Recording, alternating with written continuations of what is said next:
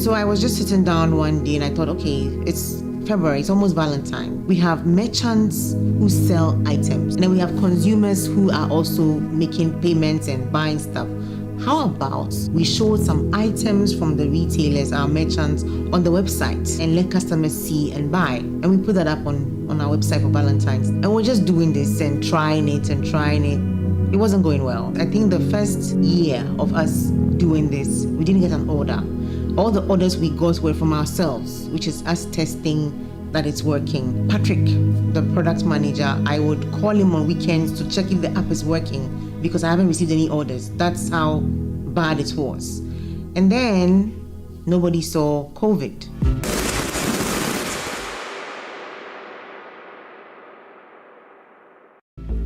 For many digital businesses, the COVID-19 pandemic was a major game change. The world stopped and COVID-19 forced everything online. Hubtel, based on its strong systems, was ready. Before COVID, a number of things we were doing today, we had started doing them already. Before businesses saw the need for dashboards and all that, we had them. And that was the transparency we started with. There was a business that we needed everybody to know essentially what is happening. What emerged from 2019 was a brand new platform that was very good. It was responding to what we wanted. We had started picking up new revenue again. We started growing again. We started learning how to run and be a responsible payment service provider. And then COVID came in 2020. Most of the things we did prepared us to be ready for COVID. They always say, when opportunities come and you're not prepared, they go past you. When businesses were calling, we're ready. A lot of businesses started looking for ways to collect money digitally because we were telling businesses from 2017, but many were not listening. And so when 2020 came was when almost all businesses were rushing to us. Even the most difficult businesses that were never able to sell to restaurants and all of them were running to us to use us to collect payments. And here we had built a very good platform that was very elegant, didn't have glitches, everything worked. When you process payment with Hubtel, your money is there, you can take your money anytime, or everything just works beautifully. So 2020 was like our...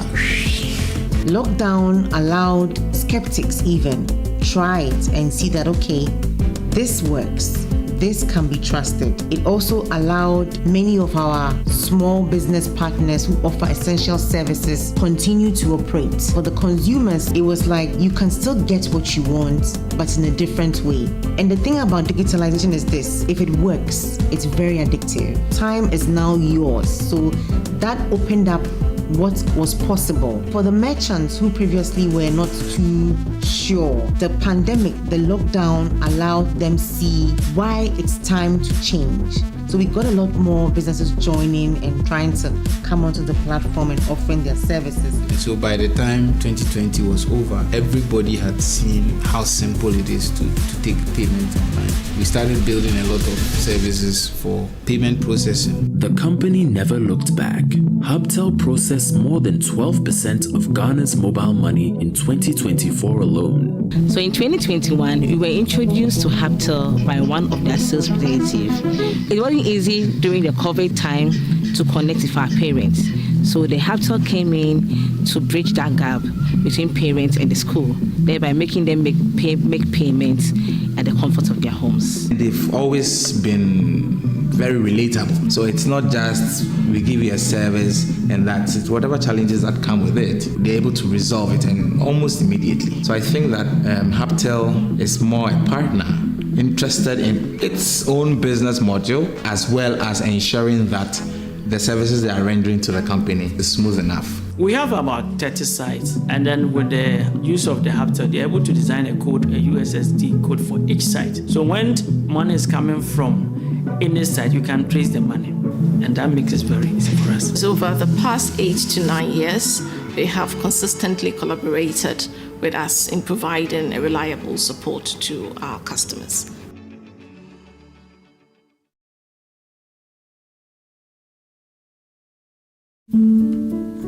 20 years on, from a tech startup focused on SMS up to a full digital ecosystem powering payment systems, Hubtel remains one of Ghana's most influential tech companies. When we looked at everything that we've done in the last 20 years, we've always done it for groups of people in all kinds of places. We've always been about allowing this group of people or this person connect with this person. And for us, the community is not, if you will, the layman explanation of that physical space. No, it's about all the different kinds of human beings in different roles, in different spaces that we use tech to bring together, because everybody has a need or a problem that they're trying to solve. And we have been the one company in the middle, always enabling that connection. We are connecting business communities, customer communities, educational communities, religious communities, political communities, government communities across the country. And we show up in this way all the time. It's been the core of what we've always done. It just manifests itself in different ways. But at the core, we've always been connecting communities.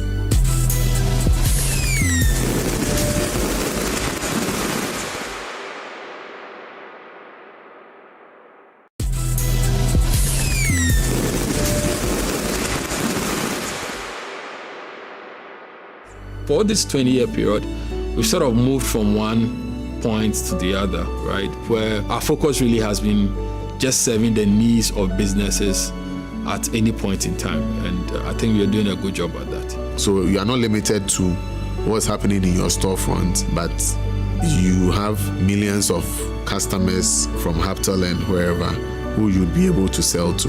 Hubtel now comes in to get the vendors connected, within the community in which they operate, so that the people, the consumers within the community in which they operate will access their products directly. We try to even expand it more to businesses like government. Like if you see what we've done with Ghana.gov, is to be able to help the government to be able to engage with the community that are making payments to them. It has improved the way citizens interact with government. It has also helped to decentralize access to government services and support. 2 decades and you're still running, but not just running, but growing. It gives us a lot of joy to see that we are not just impacting our lives, but also impacting the lives of, those who trusted us with their dreams, their time, and of course, their talent. I'm most proud of how much the company consistently gives young people a chance. Being a fresh graduate myself when I joined the SMSGH and still being here at my first job, and I've been with Hubtel for nearly 18 years or more now. It was begun by young people and it stayed true to that.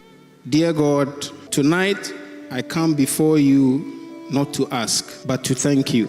Dear God, we remember with gratitude the early years, the fragile, uncertain days between May 2005 and December 2008. When Ernest and I returned to Accra after our time at KNUST, you reunited us with our dear brother, Leslie Jima.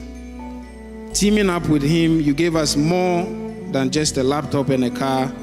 You gave us courage, the kind that comes from old bonds. This bond became the foundation of something greater.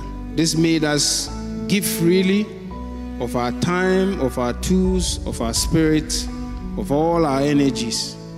And in those fragile early days, your quiet support carried more weight than anyone would probably ever know.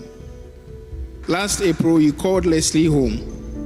And while our hearts still ache, we remain forever grateful that you placed him here in the Hubtel story.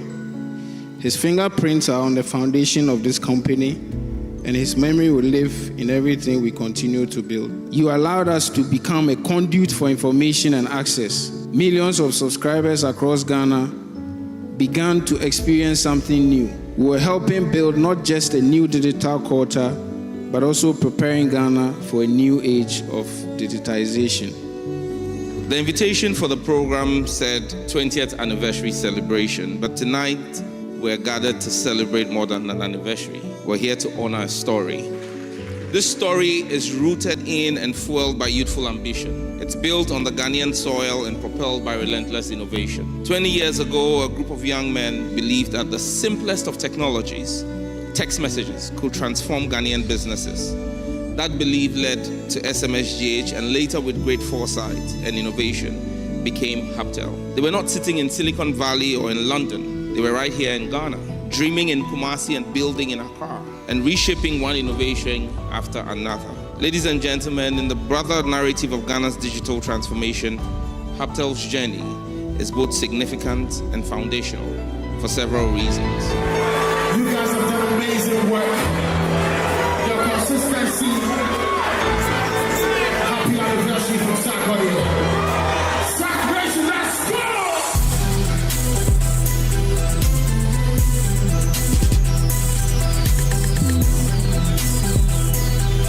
If this is 20, then 30 will be mind-blowing. We are not just building apps, we are building how Ghana does business.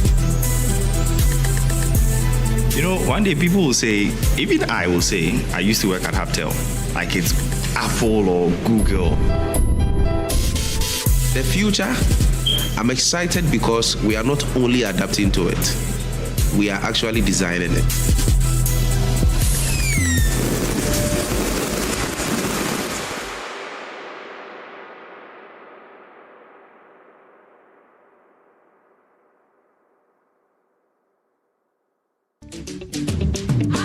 In every community, the skyline is dotted with uncompleted buildings. Some at the foundation, others at lintel or roofing level. Each one tells a story, a dream, a home in the making, because home ownership remains one of humanity's greatest desires.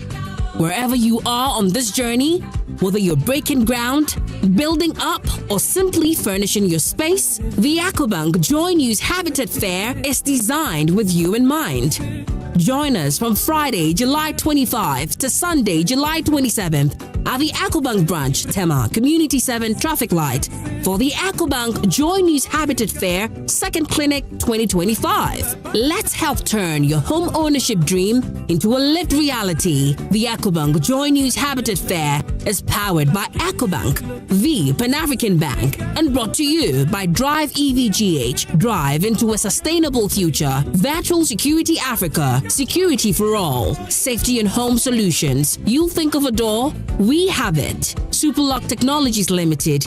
You deserve the best. DPS Pipes, connecting you to life. Elegant Homes and General Constructions Limited, where quality meets value. Gold Key Properties, transforming the landscape. Ayuda, Ghana's #1 services app Bako, Services Bibri. Special Gardens, Memorable Living, DBS Industries Limited, we truly are your roof experts. Door Masters, the best indoors. Lash Fortune Limited, unleashing luxury with perfection, one space at a time. LandlordAfrica.com, bringing the real estate industry to your doorstep. The Builders Market, bathroom, get it right. Right House Energy Limited, let's build smarter energy together.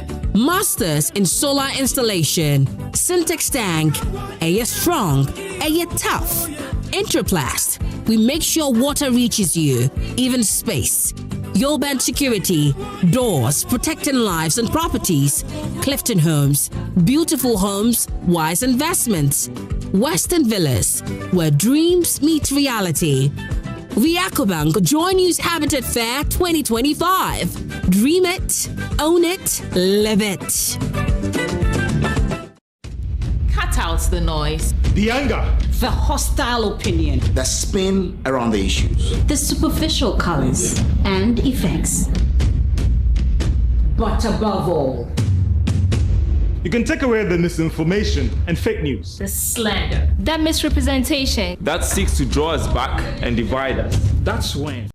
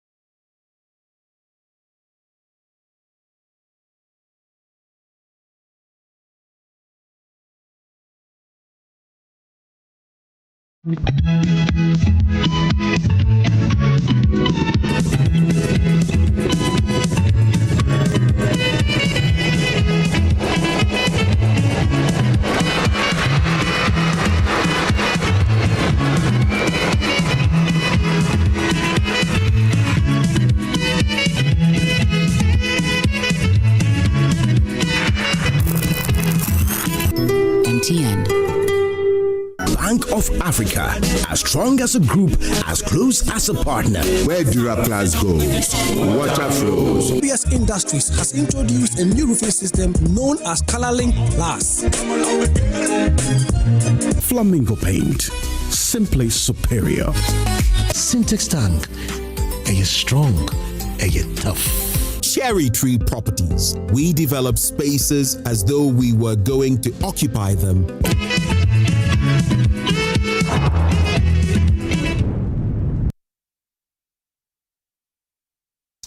Welcome. The Ablekuma North rerun parliamentary election. It's been mayhem. We'd like to find out and understand how 3 polling stations were the only that were outstanding to conclude the collation and have a declaration turned to be 19 polling stations. 19 nightmares, if you like. The thuggery, the vote buying that is publicly justified by public officials, and the police paralysis. Is our democracy on the brink? That's the question we ask with our guests on the show this morning. But before that, and if you are bored and tired with all of the politics that is not progressive, that only sets us back, let's find out how well we are doing with our mineral resource, gold. The Black Volta gold fight, there is a fight. There are whispers of sabotage and shadows of power. The Azumah resources versus the E&P, engineers and planners. Is it fair play or foul game? The state storms in. Someone predicted that. And it gives a 7 days ultimatum. Is it 7 days to bully or to broker? Fiction fades and the facts raw this morning on this show. We can say we give you an exclusive on this matter. We had an arrangement with the key players from the Azumah resources and the engineers and planners, and then a researcher who does this better than no other, always. But we do not have those players who will still give you a great understanding of the developments. I'm Samson Ladi Ayenini. Don't go anywhere. We'll be right back.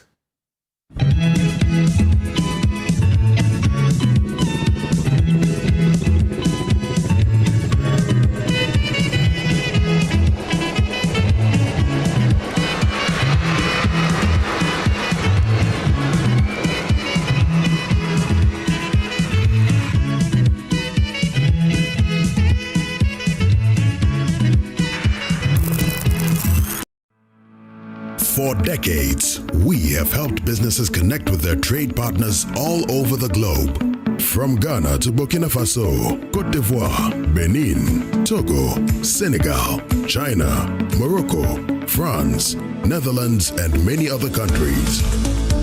We have made it possible to bring Ghana to the world. We have brought small and medium businesses closer to their customers across the regions in Ghana with our SME support facilities. We have brought relief and smiles to the faces of families with our employee personal loans. With our cutting-edge technology and digital support, we take the burden of complex thinking off you, making life simple. That is who we are, as close as a partner. Bank of Africa. We are indeed the African bank with the global reach.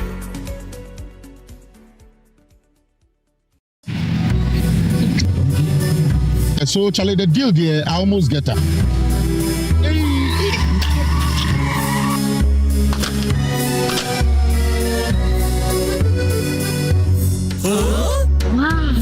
Syntax pipe, as tough as it can get. You get so sorry with your back, sorry. Oh, what you was that thing? What the cat never won. You can catch it. Hey! No, I'm pipe. Between and Kapaya and Cabo. Hey, madam, pipe, man. Hey, Syntax pipe.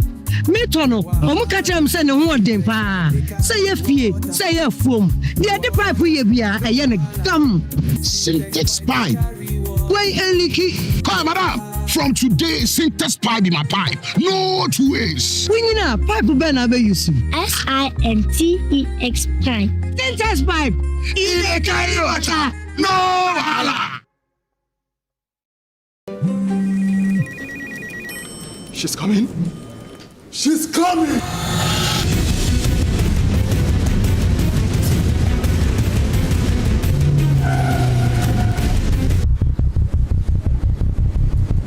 Oh, it's in.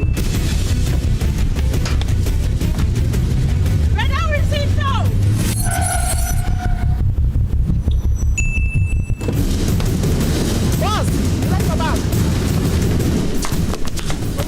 Here, take this. She's coming. I know. Go to the pharmacy now. She's coming. Oh.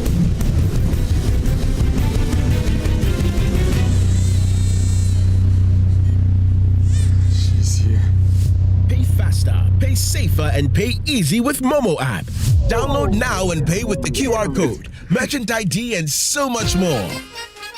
Let's talk hemorrhoids. Hemorrhoids are normal structures located in the anus of all mammals. But it is only man who suffers hemorrhoidal disease because of the erect posture we have assumed and the squatting that we do to empty our bowel. Hemorrhoids consist of a special type of blood vessels which fill with blood when we are moving our bowel and help to cushion the anus against the force of transmitting the stool. Afterwards, they empty their blood, collapse, help seal the anus to maintain continence. Over time, these vessels lose the elasticity of their walls, become dilated, permanently filled with blood, leading to congestion of the hemorrhoids. The symptoms of hemorrhoids are bleeding and prolapse of the hemorrhoids when passing stool, itching and feeling of warmth in the anus and anal discharge. Laser, ligature, and longo are the modern, minimally invasive, most effective, and painless methods of treating hemorrhoids today.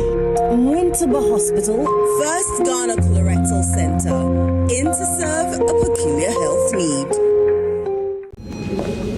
Next in line, please. Hi there. I've been hearing a lot about ABSA lately. People say you give more. Is this true? Oh, it's more than true.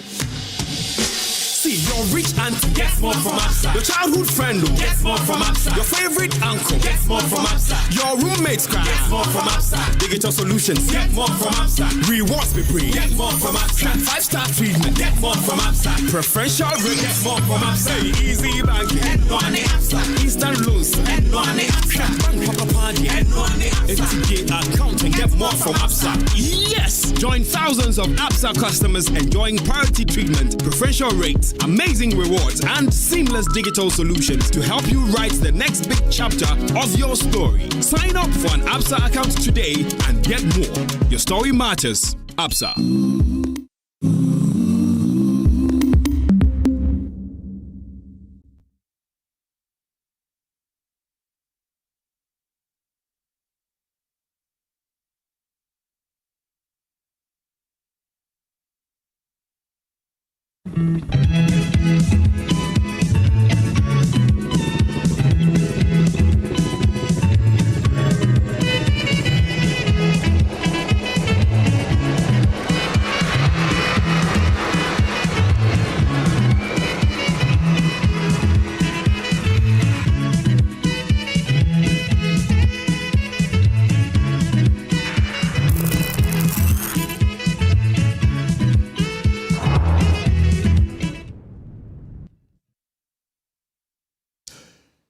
Welcome back. This is Newsfile. It's your most authoritative news analysis platform. And here on Newsfile, we put Ghana first, as always. I know it's a morning where you're expecting, call it fireworks. But how long can we continue in this state? Last week, I spoke to you about Ghanaian students abroad in the hundreds, in the UK, in the US, who have had their studentship revoked. Their visas are being revoked. Their landlords are ejecting them, and they have a difficulty struggling to survive. They have 20 hours giving them to be able to work and to make, some money. They are unable to do so because you can't find the jobs. People would rather give the jobs to permanent, employees rather than give it to, people who do it on this part-time sort of basis, ad hoc basis. So they are in difficulty. I'm sure you have heard further about their stories, that in excess of over 24 of them have completely lost their status in the UK to continue as students. They are owed stipends for as long as 30 plus months. This country selected them as the brilliant students, at least the good majority of them, to go and study, take advantage of a scholarship and be better, kids, grow up and to help this country. That is what they find themselves in. We send them there, and for over 30 months, they have not been paid their stipends, and yet we expect them to survive. Part of what they receive, they pay rent. We haven't done that. Some have not been paid their stipend for over 20 months, 18 months. Some have lost their studentship and then got an emergency situation of a rescue, and then they went back to school. It cannot continue like that. Now, as we speak, some have barely 2 weeks, and they will have to be deported back to Ghana. They're in America, they are in the UK as well. Mr. President, please make a quick intervention. And I mentioned to you that I'll mention to you also about twin trouble lost in Paris. This country is getting troubles that I believe the best way to begin to solve these problems is to start the change with our children. This is a 10-year-old mind actually started writing this book at 9. Imagine. Children, they are impressionistic. They have images in their minds. And she read, took her time, did it. Her parents gave her guidance, and then she wrote a book. Yes, she wrote a book. This is the book. I believe that the way to get our country out of the circumstances we find ourselves, mediocrity, no ethics, no principles, quick fixes people are looking for, and they get into all sorts of trouble, is to nurture our children to love to read and to grow in that kind of nurturing. Find it on Amazon. Look for it. Just type Twin Trouble Lost in Paris and you find it. I was surprised to see, I was intrigued to see Sir Sam Jonah, the Vice Chancellor of the University of Ghana, and many other, big people in this country go to the launch of the book. So I started looking for it. The Chief of Staff was also there. I started looking for it, and I got a copy. Immediately I got it. I've got 3 boys. I set them to read it within one day. And one read, handed to the next, one read, handed to the next. By close of day, they were done. And I asked them to write, their summaries and lessons out of it. And they all did it. One of the significant lessons they wrote from the book, almost all of them, was that it is good for a family to be together. It is good to show sympathy. I recommend it to you. This is by Lady Megan Amwa, a 10-year-old who has been encouraged by the parents to do this. And we must encourage our children to read. The more they read, the more they learn how to be principled and to know that quick fixes are not the best. The more they know that they can compete anywhere in the world. This is my take. I'll be right back.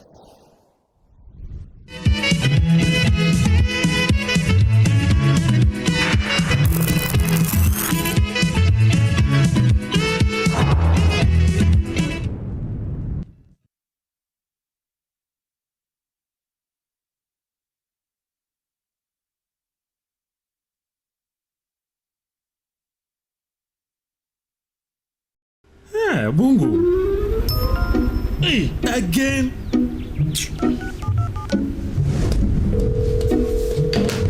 Hello, thank you for calling MTN. Yeah, this is Jerry. Jolly J for short. Hi, Jerry. How may I help? These days, I'm not happy with you guys at all. What you guys do is not cool, crowd. How do you mean, sir? You've been giving Bongo gifts all the time. Who is Bongo? Oh, Bongo, my friend. You purchased in my room. You don't know Bongo. Oh. You've been giving free gifts, but I don't. That don't be gift is him. That's MTN rewards, sir. You can also get freebies because on MTN, doing always gets rewarded. Doing more of the things you love. Talk, text, browse, and more, and you get to redeem free call time or data by simply dialing *550#. Oh, sir. Yes, and on Fridays, you can even get extra special rewards like food vouchers, shopping discounts, and much more. Didn't tell me anything. He will move out. Doing gets rewarded, eh? Hey, but your voice is really nice, so. Would you like to know how I got the name Jolly J? That won't be necessary, Mr. Jolly. Calling customer care service doesn't give you points. I'm gonna call my mom. I'll call my grandmom. And I'll call my ex. That girl can talk, Papa. Hello, Mama. So what's the topic for today? MTN. So, Charlie, the deal there, I almost get her.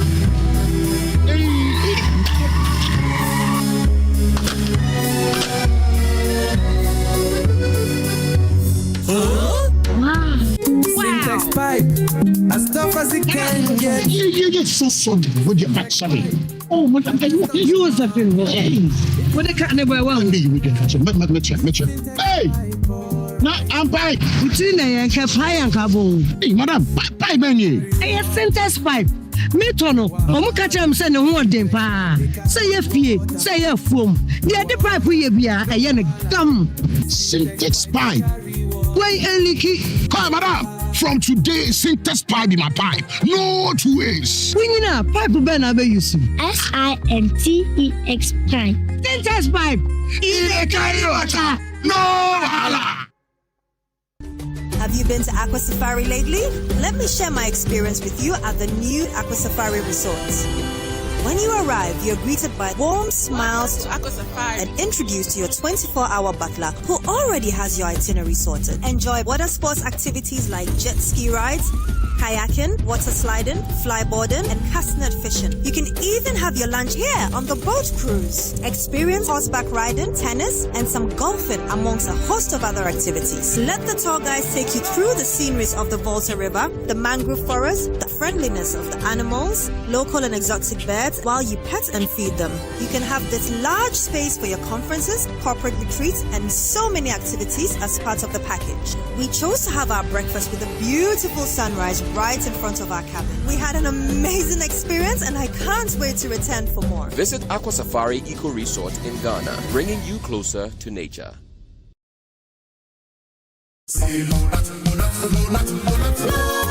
Aye, malaria's remedy is Lonat. Therefore, we're gonna use Lonat to recover. You have malaria? Yes, please. Are you shivering? Yes, yes. You got chills? Yes, take Lonat. Lonat. First day, Lonat. Take Lonat. Second day, Lonat. Take Lonat. Third day, Lonat. Take Lonat.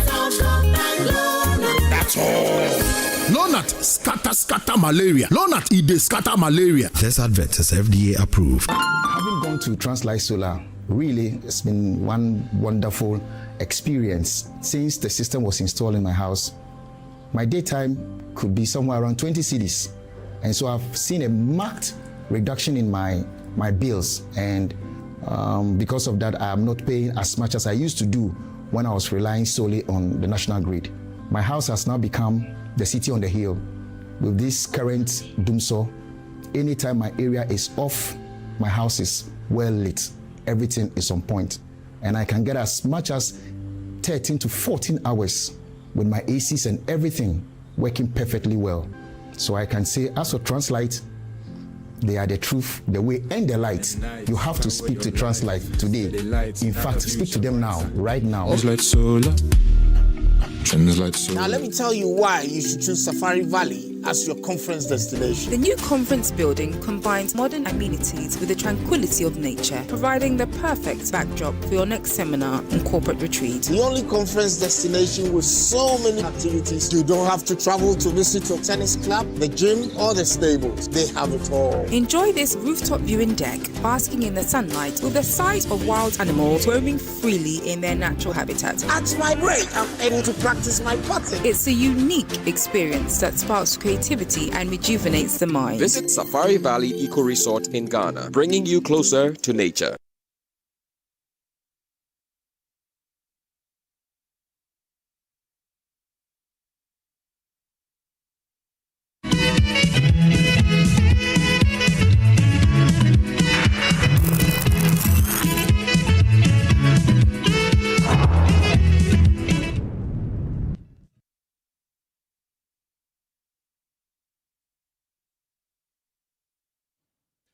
Welcome back. This is Newsfile, it's your most authoritative news analysis platform. And here in Newsfile, as always, we put Ghana first.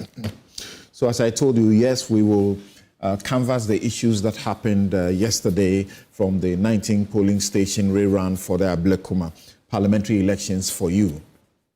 But I'm sure you did observe the sheer paralysis of the police. Some just looked on as the mayhem was visited on people around the place. Journalists were slapped, beaten. They didn't do anything wrong. Why? Hawa Kumsin, she was pushed down, hit on the floor. Another gentleman, the NPP's, one of its officers, the people pounced on him. And the way they went about beating him, as if they wanted to kill him. And you watch the footage, and you are so sad. He just could have been killed. So, what is happening? What happened? And what are the lessons we are supposed to take from here? There's a Kwetia by-election very soon to be had. And after that, in 2028, we'll definitely go into an election. Is this democracy on the brink because of what we are beginning to see? It appears we are perpetuating this kind of thing. And this morning, if you have heard from elsewhere, there are those who are celebrating the mayhem. There are people who are justifying the mayhem and referencing Ayawaso, referencing previous events, referencing people who were killed, unfortunately, in the 2020 elections. So we'll look at all that. You saw a public office holder justify vote buying, which is a crime. Anyway, so before we do that, let's look at the matter of our mineral resource and what is coming up as far as the Black Volta gold mine issue is concerned. In Chapter 21 of the 1992 Constitution, Article 257, Clause 6, it reads, But I read clause 1 first. Clause 1 says, all public lands in Ghana shall be vested in the president on behalf of and in trust for the people of Ghana. Then clause 6 says, every mineral in its natural state, in, under, or upon the land, any land in Ghana, rivers, streams, watercourses throughout Ghana, the exclusive economic zone, and any area covered by the territorial, sea, or continental shelf, is the property of the Republic of Ghana. Mark that. Is the property of the Republic of Ghana, and shall be vested in the president on behalf of and in trusts for the people of Ghana. And this is the reason we're having this discussion this morning. And as I announced to you earlier, we had arranged to have this discussion earlier in the course of the week with the key players, the two entities that are involved, the Azumah Resources and the EMP. We had agreement, but the government, through the Minister for Lands, made a certain intervention in the course of the week, issued a statement giving a 7-day ultimatum for the two parties to amicably resolve their differences, or else we don't know what the government will do if they don't resolve it. And actually appear to caution them against continuing any public debate, engaging in any public debate. So on the basis of that, as we are advertised, the names you saw on our flyer, they are unable to join us except this researcher who has regularly helped us to bring clarity and the best of understanding to some of the most difficult issues that we are confronted with. Bryce Simmons, thank you very much for making time to join us this morning. Thank you very much for having me, Samson. Great. First of all, before, and my viewers know, they are used to the fact that you will first of all try and do some slides and use that to explain the matters to us, and they love it. First of all, why are you so interested in this subject matter? Actually, those are the first set of slides that I brought. Thank you very much. So we're going to do that. When he's done, he will take a number of questions, including as raised by engineers and planners in their press release dated the 8th of July, 2025. So let's begin to have a better understanding of the Black Volta gold mine fight. Please, let's have you. So we're here because there has been a significant amount of disinformation circulating in the ether, as it were, that's made it very difficult for a lot of people to understand what is at stake. Some people have argued, for instance, somebody have argued, for instance, what exactly is my issue, what exactly are the public interest issues, etc. Right. So this presentation will attempt to dispel the disinformation and then lay out very clearly how I got involved, etc. So the problem actually, or rather my involvement actually, starts a bit earlier than this particular incident. It starts with another very similar incident involving engineers and planners. Not too long ago, a few months ago, the government nationalized the Damine mine, which is one of the two main mines owned and operated by one of Ghana's largest gold companies. This company had a development agreement with the government, and typically there are stability clauses in these development agreements. That means that renewals of the leases have for a very long time been considered a formality. For the first time in a very long time, the government decided not to do a renewal and to nationalize, but it gave the company basically weeks. Nationalize means take over. Take over the company, but it gave the company literally weeks. And if you've seen a mine before, we're not talking about small infrastructure. Even the decommissioning, so that you don't have environmental consequences, take many, many months. So you can't give somebody weeks, and then on top of that, the government said national security to the mine. So this was a very bizarre and unusual incident. So I commented about it by writing what is going on. And as an someone say an offhand remark, I mentioned that this issue has optics problems because this particular company, whose mine had been nationalized, its main contractor was a company called Engineers and Planners. And that company has issues with the company. Some of those issues are commercial in nature, but they have resulted in Engineers and Planners having financial challenges. And therefore, if the government isn't careful in the way that it's going about, and it appears as if it's doing something unusual than what typically has been the case, many people could read meanings into it because of the involvement of engineers and planners, which nobody in this country disputes is politically connected. You got sued for those comments. Very good. So eventually I got sued. And when you get sued, you do research. As you know, you're a lawyer, right? So you do research to defend yourself. What had I been sued for saying? For saying that the decision by this company, which might have been nationalized, had led to financial challenges.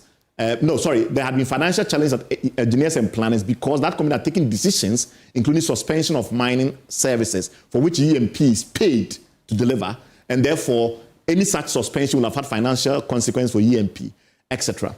So once you get sued and you are doing your research, you try to justify your case. So the issue was to look for evidence of financial challenges at EMP, which I had some evidence, but look for more evidence because you're doing a court defense. In that process, obviously, we started collecting information, but people also hear. So they bring you information, they leak documents to you, because everybody has grievances. Now, the question is that you have to be as a public interest researcher, very good at sifting through to see what are public interest issues, what are just related to your defense in court, etc. So I had found information related to this issue around Black Volta gold mine. Because if as it becomes apparent very soon, the dispute around Black Volta gold mine has already been ongoing for a while. So that information now made available to me, in a way got into, escalated when then somebody else showed information to me suggesting that engineers and planners intended to do a launch event in which it will declare itself as having acquired the mine with money from EBID, which is a regional bank. The ECOWAS Bank. The ECOWAS Bank. So this was very intriguing because I know there's a dispute. I know there's an ongoing live dispute. So how will they organize an event at a hotel in Accra, invite all these dignitaries, and then proceed to announce that they've acquired the event? So that is how those issues got to my attention and why I reacted publicly. So the first thing I did was to announce on social media that this is a big problem because this is a mine that is under dispute. Why this launch, therefore? The issues, though, regarding Black Volta are additionally complicated because there are significant public interest issues beyond just what I've just described, beyond my libel-related matters, my research in relation to the libel matters. In Ghana, the government always have shares in every mining company because, as you read in the very beginning, there's a determination for a very long time, in our jurisprudence that we needed to have a situation where the government had significant stakes in all mining activity. So the government would typically own maybe 10% of a particular license area, and the government will get royalties, etc., as well as dividends from the project. So every project in Ghana has some government interest. That's number one. Number two, the bank that was announced as the one that is financing this very important project is the ECOWAS Bank. The ECOWAS Bank is a public bank. It's a public bank to the extent that governments in this country, in this West African region, own shares in the bank. So Ghanaians are a shareholder in the ECOWAS Bank. On top of that, as we will prove very soon, the way the bank itself is structured is very political. All the board of governors are ministers in the region, so it's a political bank.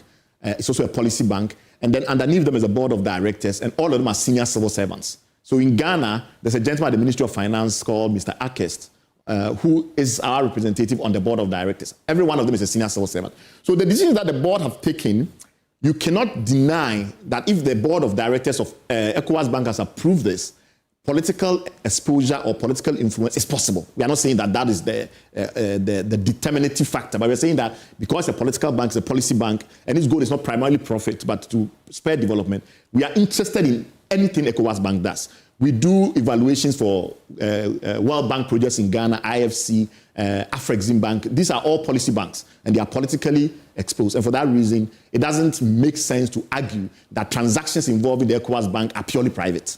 Lastly, we can also not deny, nobody can deny in this country, that Mr. Ibrahim Mahama, who was the 100% shareholder of Engineers and Planners, which was buying this mine or claiming to have bought this mine, is a person of extreme public interest. People have interest in his affairs because he himself is a political player in the country. It's not just because his brother is the president. If you actually know the politics of this country, you cannot deny that this is a person who regularly involves himself in the politics of this country. often quietly, but still substantially. So if a politically exposed person is buying a mine with money coming from a politically exposed bank, you have to have an interest. It's just impossible as a researcher in natural resources not to have an interest. On top of that, because of the issues in mining for a very long time, the whole world has agreed that mining cannot be treated like any other business. Yes, there are a lot of regulated businesses, banking, telecoms, even healthcare and education. But mining has led to conflict. It's led to so many problems. And those entanglements, blood diamonds, blood minerals, so many problems. Look at the Congo. Most of the wars in the Congo are due to this mineral resource and the way they are managed. So it's something called the Extractive Industries Transparency Initiative was created. And that initiative says that governments and companies cannot be the only ones at the table when we are discussing anything mining related. Civil society organizations must be at the table. That is the rule. And Ghana is a member of EITI. There are civil society organizations in this country who, because of that, have access to all information related to mining, every piece of information. Because mining is highly regulated, every decision around hiring, contracting suppliers to provide goods, every single detail is evaluated by regulators. And civil society organizations have a seat at that table. We have the right to request information. We have the right to look into information. It's actually the fact that sometimes we don't actually comply with our own obligations that these matters become opaque. But other than that, there should be no opacity. So because civil society organizations have a definite interest in all mining and mineral-related activities globally, and Ghana is a signatory to this initiative, I, as a public interest researcher within the civil society movement, had absolute rights to get involved.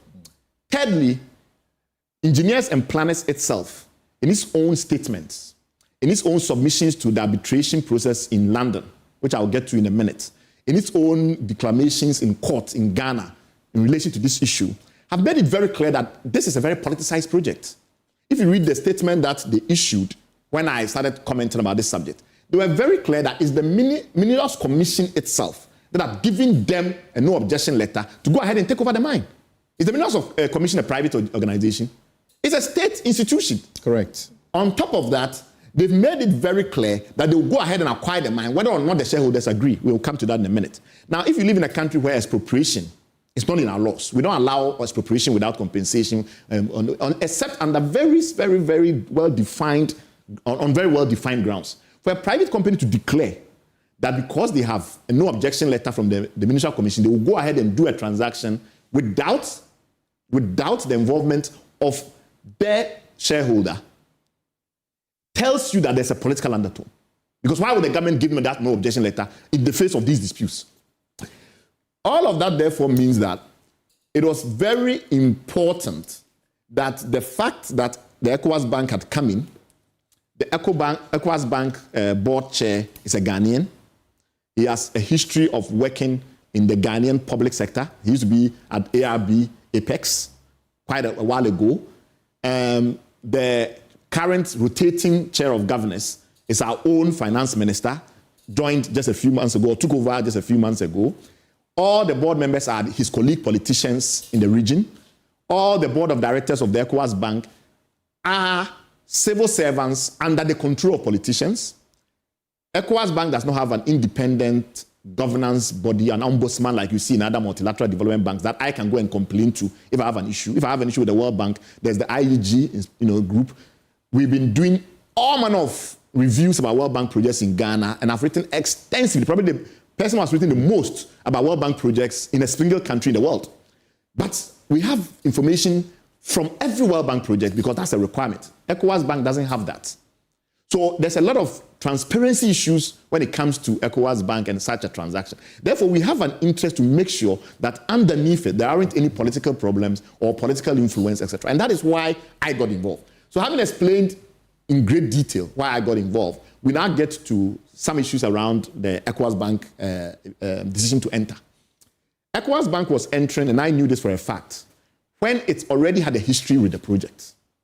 When in May 2024, it had given a term sheet. A term sheet is simply a high-level offer through EMP, which had then arrived at Azumah Resources, which owned the asset, offering to put money into the mine. And the shareholders of Azumah Resources had looked carefully at what had been offered and said it doesn't meet the terms of the agreement. So ECOWAS Bank had then gone and refined it the next month and brought another offer back, and the company had said no. So there was a history between this bank and this project. That's very important to bear in mind.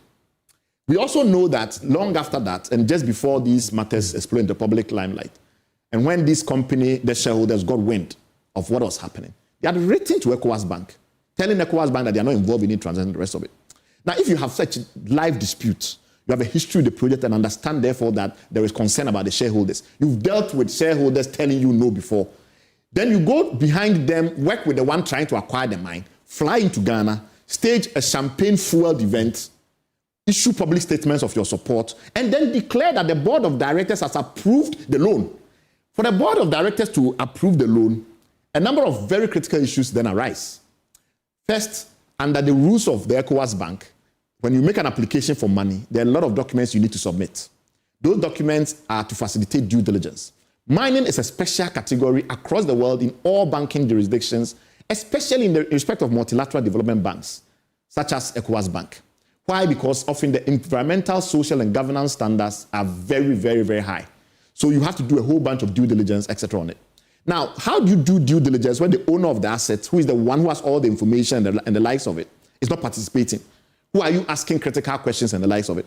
Unless you are part of a scheme to rip off the mine from the owners, and therefore you don't think the owners are relevant. You only deal with the acquirer. It's a very strange due diligence approach. And because of that strange due diligence approach, we determined that this was a matter in respect of our ongoing mandate to investigate multilateral development banks, which we've been doing for a very long time in this country. So the ECOWAS Bank angle, the event that was staged to allow ECOWAS Bank to make this announcement in a live dispute was so critical to us from a point of view of, the politics of it, that we thought we had to intervene. As I've tried to explain, when EBIT says that the board of directors of EBIT has approved the deal, that can only be at the end of a very long trail of processes. Typically in a bank like that, you have management, staff, sometimes even junior officers, then it gets to management. You have committees, risk committees. The management itself has risk committees, credit committees, investment committees. While those committees have done their work, etc., they present a memorandum that goes to the board of directors, which has another committee, the risk and credit committee in the case of ECOWAS Bank. They do further evaluation, and then they go to the whole board, which then does an approval. So you are telling me that despite all the information that has now surfaced, all those procedures went through ECOWAS Bank to the point where ECOWAS Bank was then convinced that they had to issue this statement claiming the acquisition had happened. Well, we now know the acquisition has not happened because the shareholders have not sold. If this was not the kind of thing that a researcher who has an interest in multilateral development banks and has written extensively, my current visiting senior fellowship at ODI, that's been one of the first set of things that I've written about World Bank standards, IFC, etc., etc. You have a situation with mineral resources where CSOs are required to be at the table, and I have done extensive commentary on mining matters in this country, Ake, Tallow, Atlantic Lithium, etc. Given this set of circumstances, how possible could I have been quiet? It's not possible to be quiet. Everything about this deal touches on extreme public interest. So now we'll start to tackle the disinformation that has been allowed to cloud the key issues. The first myth is that the investors have been sitting on the assets since 1992, which was in the Engineers and Planners press release, if you read it. Is it true or not? So here is the history. The people that are currently in a tussle with EMP are not the people who discovered the resource. They are not the people who started the process. Long ago in early 90s, in 1992, BHP did some investigation, and somewhere in the Wa-Lora enclave, they discovered a deposit called Kunche. So very, very long time ago. And then they didn't go ahead with it. It wasn't commercially viable enough. About 6 years thereabout, a company called Ashanti Iron Gold then rediscovered it, and also did some work on it, and decided it was not commercial and didn't go ahead with it. Years later, a gentleman called David Harper, who has been in this country for quite a long time, and this person himself was in the mining services industry, was basically in the construction, mining and construction industry, decided that this was an interesting prospect, and he set up a company in 2004 called Eagle Hand, or thereabouts. I'm not sure exactly the period he set up Eagle Hand. And then through this Eagle Hand, which was registered in Isle of Man, acquired a company in Ghana, or set up another company in Ghana, which was owned by that company. And in the process, we had Azumah Ghana get set up. Why Azumah Ghana? Because this person was a big fan of our great Zunzum warrior, Professor Azumah Nelson. So that is why he named it Azumah Nelson. Azumah Resources. Azumah Resources, sorry. Now, the challenge with this is that typically when you want to go into mining, like most people, when you see an entrepreneurial opportunity, you don't have all the money. But mining is particularly capital intensive.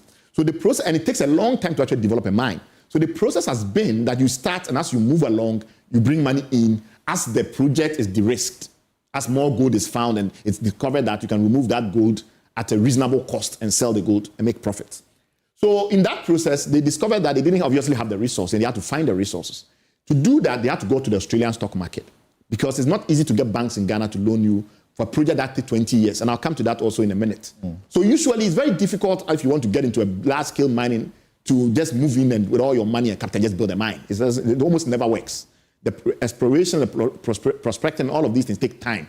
And banks don't want 20-year projects, usually in this country. It's not very often. Occasionally, you may get a bank get involved in gold investment, but it's very rare. So they went to the Australian Stock Exchange. And the way that they went was that he had partners who were providing different kind of services to get the thing going, getting the licenses. Some of them had tenements, that's what we call it, close by, etc., that you can put together to create value that investors will buy on the stock exchange. So they went to the stock exchange, and like I've explained, there were people in this country like Mr. OFORI-ATTA, etc., who were providing sweat equity in the sense that they were doing work for the mine, and because of that, they were getting equity as the thing was listed in the stock exchange. So on the stock exchange, eventually, this is the budget that they put out when they tried to raise the money in Australia, how they were going to use the money. So if you look carefully, you will see that exploration, the different places where they do exploration around Chiripong, Kunche, Nandom, all of those things were listed, administration, etc. And they needed $6 million Australian dollars, which at that time was, maybe $5 million, $4 million, think of the exchange rate that way. So this is the money they needed to get going. But remember, this money will not give you a mine. That's what people don't get. It's not like you go and get 6 million, you get a mine. You have to start building value, and over time, people will come in. So these are early investors. The people that are buying these shares that are issued on the stock market in 2006. So the listing began in 2005, 2006 was completed. These people were buying knowing that there's a lot of risk. So the people that started it, when the shares were distributed, you will see that they got about 1/3 of the shares, right? And then these people who obviously are all foreigners, sitting in Australia, their goal is to bring enough value to investors, other financial advisors. Some of them are clearly working for sweat equity. So these shares were issued to a corporate advisor who has links, etc., etc. And once you've distributed and broken it all down, you get to 62.5 million shares. And the people that started the whole thing, they are getting 21 million shares, about 1/3 of the company. So this is David Harper and all his friends in Ghana, etc., who came together. So this is the original prospectus that was issued. And this was in 2006. So all the way through up to 2006, this is the first time that Azumah comes into the picture. But Azumah under this ownership. Azumah then continues onwards to do more discoveries. So remember that when they started, they had only Kunche confirmed. They discovered Bekpong. They then do a deal with a company called Crew Gold. And Crew Gold also was another struggling mine company. So Crew Gold decided that instead of continue to struggle, whether they should team up with these people and get shares in the company. So Crew Gold brings Julie and Josephine, which is their own discoveries that they had. Why are they agglomerating their discoveries? Those from Singapore? No, we are not there yet. Okay. So what is interesting, people don't realize that why are they doing all this agglomeration? The key principle of gold mining, or any mining really, is that if you're going to do a commercial mine, particularly a large-scale commercial mine, you need enough gold for it to be worthwhile. Because the investment to do gold mining properly is so capital intensive, hundreds of millions of dollars sometimes, that if the mine is not very big, what does the big mine mean? It means that the deposit area, thousands of kilometers, and then the actual mine that does the processing, significant enough to process that volume. So you need a large expanse, maybe 1,000 kilometers square, etc., etc. That large expanse and the rest of it, if you have only a small set of deposits, sometimes not enough. So you are doing your best to increase the volume. Why? Because when you then start doing 100,000 ounces a year, you want a mine life of about 7, 8 to maybe 12 years, etc., which is what investors want to see because then they can get their rate of return. So this is all that is going on. Then somewhere around 2014, they start to increase. So if you look at this point, it started around 220,000 ounces of indicated and inferred resources somewhere in the 90s. By the time they took over, it had increased to about 500,000 based on everything that they knew. By 2010, just before 2010, it had gone to about 1 million. So they are discovering more gold. By 2013, thereby, they had gone to almost 2 million resources. What is a resource? A resource simply means that the gold is there, but you don't know if it's economical fully to remove it. When you know it's economical to remove it, we call it a reserve. So you are defining the reserve, and by this point, you now have some confidence to define a reserve, which at that time was about 600,000 ounces. You can see that by the time Ibaira, which is the current company that is in dispute with EMP, by the time they joined in 2017, the defined reserve was 600,000 ounces. This is a very important number because I'll come back to it. So first myth that we've dispelled is that they didn't come in 1992. These companies were trying to find more gold to make it commercially viable. These guys invest in 2017. They invest in 2017, and soon thereafter, the resource goes up to about 2.5 million ounces. And then around 2019, the reserve, which is the one that you are confident you can get, is about 1 million ounces. That means, therefore, that if you produce 100,000 ounces, which today, 100,000 ounces today, a year, today is about $330 million. You can do that for 10 years. So an investor now looks at that calculation, okay, then I can invest 200 and something million. You look at some of your expenses and the rest of the processing and all of that, and maybe you get a 20% return every year for about 10 years. Then I get my return back. 2020, they fully acquired it. So when they came in 2017, they invested part of the money to get the project still going, finding more gold, getting all the alliances and all of that work. And then 2020, they go to the stock market in Australia and they do a takeover. They buy all the shares that I told you were issued in 2006.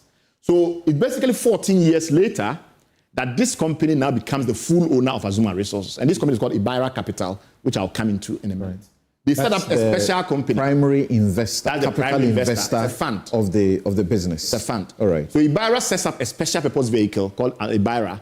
Ibaira Capital Group sets up a special purpose vehicle called Ibaira to acquire all the assets of the Australian company, which owns Azumah Ghana.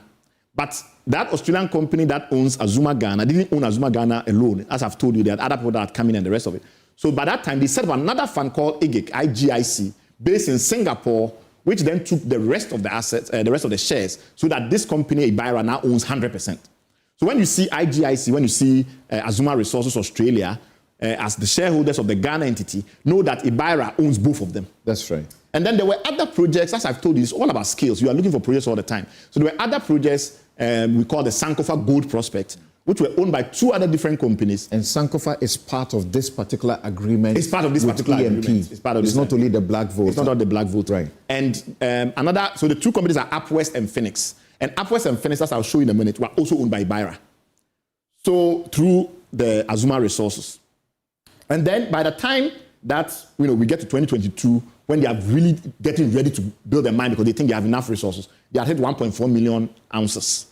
And this has continued. Today, they are close to maybe 1.85 million ounces or something like that, because as you do more discoveries, it's improving. As the gold price rises, your reserves that are economical also rise. So you convert more resources to reserves.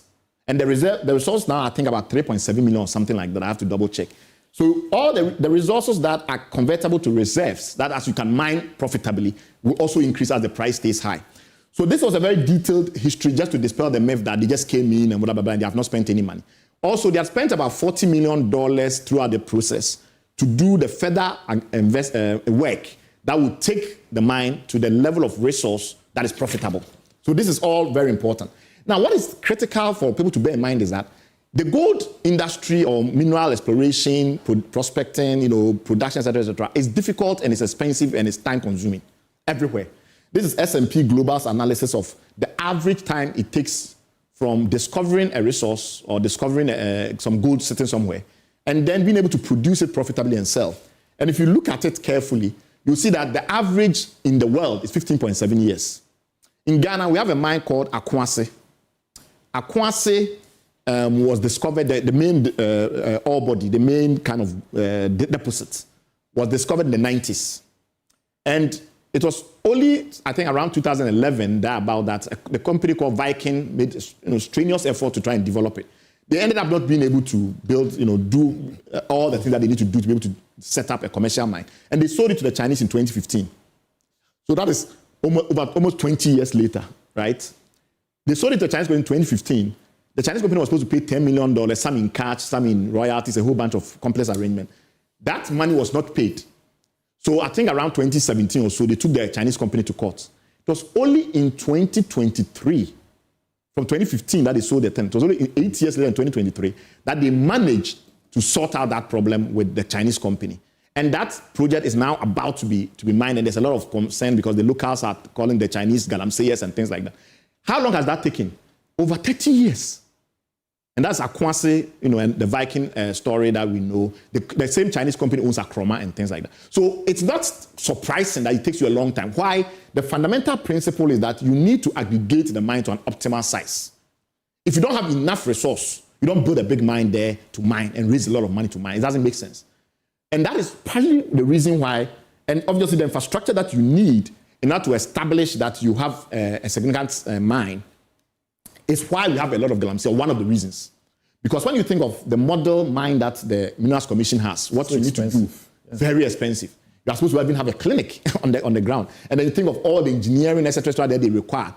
If I have a resource that is the size of Kokomlemle, it may not be enough. If basically the ground on which the scattered deposits are, it may not be enough. So what that means is that a lot of people go into the mining sector unwilling to build a big mine. Right? To build a commercially viable mine. Then it becomes a question whether they will invest in the other ancillaries. You want them to do a proper dam. You want them to do treat all the water. You want them to do this. Can they build that infrastructure if the mine is very large? Unwilling, or they don't have the finances because it's capital intensive? It's capital intensive, but also what about the actual land? Okay. You need, if I decide that I need, for it to work, I need to sell $100 million of gold a year. How many ounces do I need? I need about 30,000 ounces. How much land do I need to get the 30,000 ounces? Will a small-scale miner be able to access that land? You understand? And if you have so many people who also want piece of it, bit and piece of it, how would they allow that mine even to emerge? So you're going to have to deal with all the encroaches. So a lot of people that want to make small money from gold and the rest of it, they are never going to be able to mine satisfactorily. So the notion of environmental compliance in that world is almost impossible. And solving that problem is the policy issue of our day, if you are really going to solve galamsey. And I don't think a lot of people understand the issues around the land scale and the optimal mine size and things like that. So all the things that you need to do in order to be able to mine properly requires a lot of money, which requires a lot of gold, which means that for a lot of the prospects that some of these miners can manage, they are just never going to be able to mine environmentally friendly. And that's why small and community mining has not always been successful. And some people have told you that sometimes when you go there and you look at the so-called community mine, what is the difference between that and the galamsey? It seems that one has a piece of paper. So we need to solve that issue fundamentally. Right. And that, there's a thing called Taylor's rule, I'm not going to go into it, that defines this idea of optimality. To find that optimality to move from reserves all the way to the lifetime of the mine to position it. So that scale is the issue. And that is why sometimes it takes time because you have to aggregate the scale before you're able to get to a point where the mine is profitable. So I've tried to explain, since they took over the mine, the gold that we know is there has grown from over 225,000 inferred resources to almost 4 million ounces in inferred resources. That's almost 20 times. And the reserves have grown from about 100,000 and something thousand to what we know today to be almost 2 million, 1.8 something million. So the question you have to ask yourself is that even if tomorrow they decide they don't want to invest in Ghana again and they leave, what have we gained? We have gained knowledge that there's a lot of gold there and it's commercial. And all the work they have done over those years to give us that knowledge, which now sits in our databases, is valuable. In fact, part of what makes Ghana a mining jurisdiction of note globally, because we know there's commercial gold in place. Some of that work is investors drilling. For instance, in this effort to get this going, they had to drill about, to the first 1 million ounces that I told you, they had to do about 10,000 holes, drill about 10,000 holes in order to find enough resource to make it worthwhile. So in short, the argument that the time it has taken, etc., they've been sitting on the mine, etc., is not true. They've been prospecting and exploring. And this has happened throughout the industry. I'm not making this case as if it's a special case for them. Throughout the industry, a lot of discoveries take many years to get to viability, and it's standard across the industry. So there's nothing there, is what I'm trying to say, for us to look at. So there are other issues which we are better off looking at. The other claim that has been made, and I've heard that made several times, is that somehow the Ibarra itself, the people that own it, there's some kind of split, right? So some shareholders are in dispute, etc., etc. So it's very simple. We just have to look at the structure of the ownership of Black Volta. So Black Volta is right there. Ibaira Capital Fund established Ibaira Capital Fund 1, which is a special purpose vehicle. They set up the IGIC in Singapore. The IGIC acquires Azumah Resources. 100%. Yes, that's the Australian. They then acquire parts, because Azumah Resources own 53.5% of the Ghana one. They acquire the rest that they didn't own, and they now have 100% ownership. And that company is the one that has the license. But Azumah Ghana also owns Phoenix, and Phoenix has another license, which is another discovery, and they also own Azumah Metals, which I think is a trading company, it's another exploring company. So all in total, what is critical is that you can't ignore these people. Because when you work it, they own the assets. They borrow people. I'm not supposed to intervene because you are supposed to finish so we have a conversation. Okay. So but when you mentioned that there is one license by Azumah and then another by Phoenix. Yes. In the correspondence I have read so far and documentation so far, it is only Phoenix that a license is attributable to. A license is attributable to only Phoenix. You mean like a mining license? That is right. Yes, because some of it are reconnaissance, etc., etc. But they are all mineral rights of some kind. They give you a right to do certain things there. Okay. Yeah. So for the Walora area, the main deposit and the rest, there used to be a reconnaissance line for a very long time because they were not ready to move into mining because they were doing more discovery to make it viable. Okay. And also they were raising money. Let's be honest about it. So then the ownership structure is also very clear in the agreement that was signed between EMP and the company. So you can see that in the EMP agreement and the rest, all of it has been defined, who owns the Upwest one, what kind of rights they have, which is a prospecting license, some have a prospecting license, etc., etc. So all of those structures were very clear in the agreement as to how the power dynamic works. Also, you can see that the same discussion that I had with you, the fund that created another fund, most of that money actually came from the US, all the way through to the point where you now have ownership of the mine through that integrated structure. So in short, there is no way you can have some dispute among some shareholders, etc., because it all concentrates at this Ibaira entity. And it's a fund. So it has a governance structure. It's not easy to go and do a coup inside the fund. It's much more complicated than that. And the managing partner of the fund is the one that in EMP's press release, they've described in all manner of ways, this James World Bank individual. You also see that when you look at all the people that did the signing, on the Kango side, which has the Sankofa prospect, the Caroline Baker was actually just a corporate advisor to Ibaira who signed for them. And everyone who signed on this deal actually just worked for Ibaira. So it's very difficult, when you assign a deal with the owners and you recognize that and you assign that deal, and all of that integrated structure feeds into Ibaira to claim that somehow there's some disputes among the shareholders. It's very difficult to justify. What is also not true is the fact that somehow they got the asset for cheap.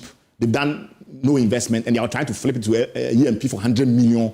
And even that, they're not happy because there's somebody sitting on the side. They want to do even more. I mean, the simple fact of the matter is that you just have to look at the agreement and you will see clearly that a lot of the money was loans that had gone into the company to allow all this exploration work that I was talking about and its historic liabilities. So the 100 million that EMP was paying was not money they were going to pocket and they will go away. It was money mostly to pay for the loans that the investors had loaned to the company, which had been spent.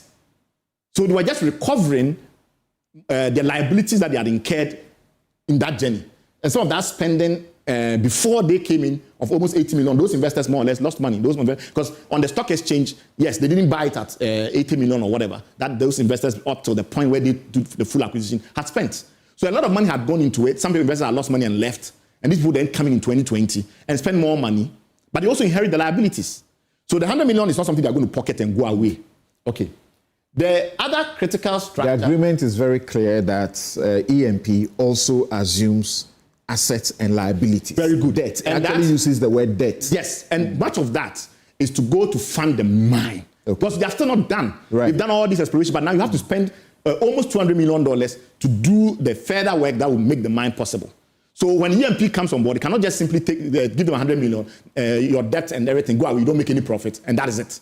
EMP has to come and invest and grow the mine, and then it gets additional shares as the value of the company goes up because now the mine has been built, and that is the key issue. So EMP's attempt to say, take 100 million and walk away, it's not going to work because that's not how the deal is structured.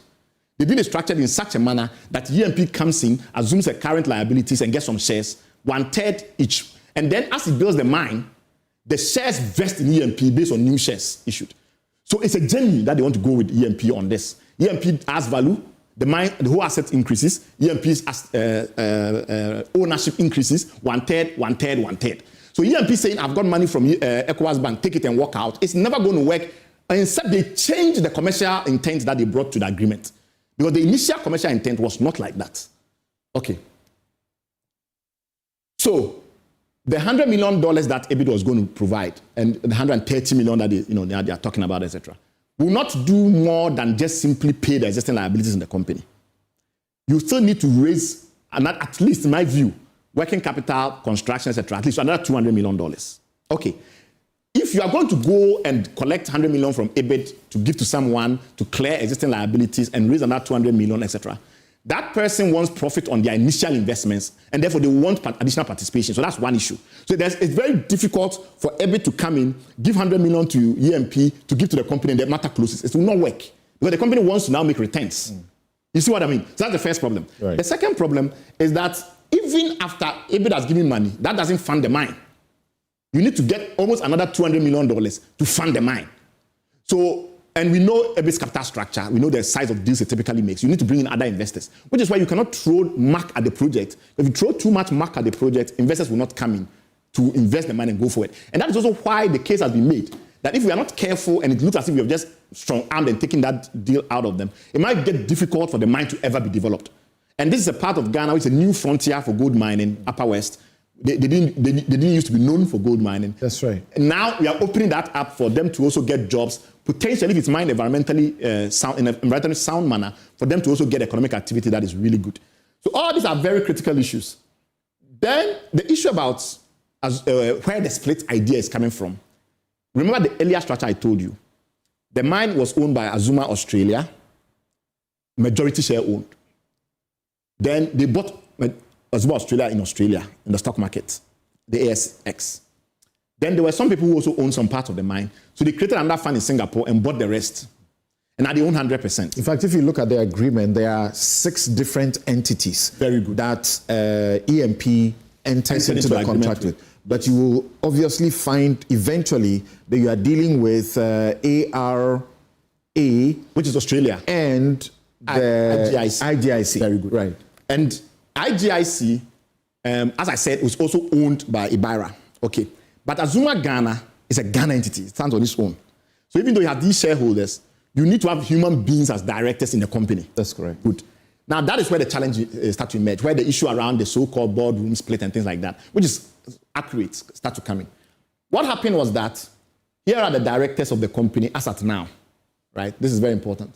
So you have Nana Jimo Bene, Noel Niado, James Warbank is the one that everybody keeps complaining about from EMP. Hector Ninaku, who was the secretary, Jonathan Hronsky, and Steven Zaninovich. Now, James is the managing partner. He's more or less he's a former BHC Fortescue person who was in mining, created a private equity fund to go into mining. So he is the managing partner. And then these other people work in the fund. These two, the first two, Nana Jimo Bene and Noel Ado, who are prominent Ghanaians, were nominated by EAP when they signed the contract to join Ibara to develop the mine and clear liabilities. You understand? Right. So when they signed that contract, they said, these two people will represent us. Why did these people allow them on their board? I mean, different people have taken different decisions. But at that time, EMP also wanted assurance that when we come in, we are not going to simply be your boy, right? We are going to be important decision makers as well. So if you are going to go on this journey, they want our people on the board. So these two people were nominated. But when you look at the structure very carefully, in Ghana, typically the secretary is not a member of the board. It depends on the bylaws, but typically the secretary is not a member of the board. That's right. These 5 are the members of the board. And these 5, 2 are with Ibrahim Mahama, Mr. Ibrahim Mahama. So the board is split because he nominated those people, and there's no doubt about that because that has not changed. But the key principle in corporate governance is that usually the shareholders are dominant because they appoint the directors. So worst case scenario, you do an AGM and you remove the directors. And that is possible. Of course, now it's incumbent in the courts. So ultimately, you have to ask yourself, who has the ultimate control in this matter? And that's the ultimate issue in corporate governance.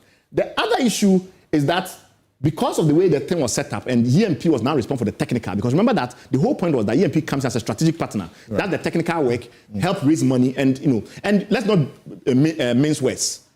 When in 2022, when this thing started coming up, and we started having discussion, by 2023, the company was already had the prospectus out all over the world, praising the fact, or rather hyping the fact that they had a big mining service contract from Ghana involved, and therefore that de-risked the project, etc., because there's some kind of strong local participation and strong government endorsement. So the truth of the matter is that at that time we were very happy to have EMP on board, and we'll discuss in a minute why that changed. But when EMP then came up and set up the bank account for the company, the newly reconstituted company, because the company now had a new board, etc., the bank account that was set up, only these two people were the signatories, the EMP people. So the EcoBank account that was set up to move the project for the joint effort forward, only the two people who are EMP people were signatories. And a lot of the spending that went through that account is what EMP is claiming is this 4 million in some documents and 5 million in some statements they've spent. So that money that they've spent, the argument of the other side, which I have cross-corroborated to a very significant extent, is that money has been spent on activities related to EMP. For instance, there is evidence that at the very least about $500,000 was wired to the law firm that is currently defending EMP. Is currently prosecuting EMP's case before the tribunal, the arbitral tribunal, in the courts in Ghana, which is this law firm, Robert Smith Group, owned by Mr. Bob Banson. So if you take just common sense, it's unlikely that such expenditure from the bank accounts could have been authorized by the Azumah side, simply because most of that work for that law firm has been in opposition to their interests. But in the contract, in the agreement, yes, there are specifically detailed situations where certain expenses will be on the account of EMP, and certain other expenses will be on the account of ARG.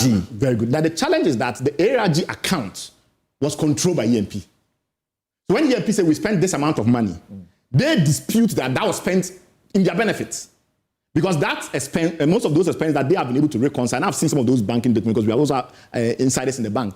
It does appear to suggest, and the issue about the law firm one is very clear, that it doesn't appear that wasn't to advance the project in any way. Okay, so that's the confusion. So where are we now, and what's the way forward? How we go forward is very simple. You just have to read the agreement very carefully, as you've done, and it's very clear that where they started with the agreement is not where EMP wants to go.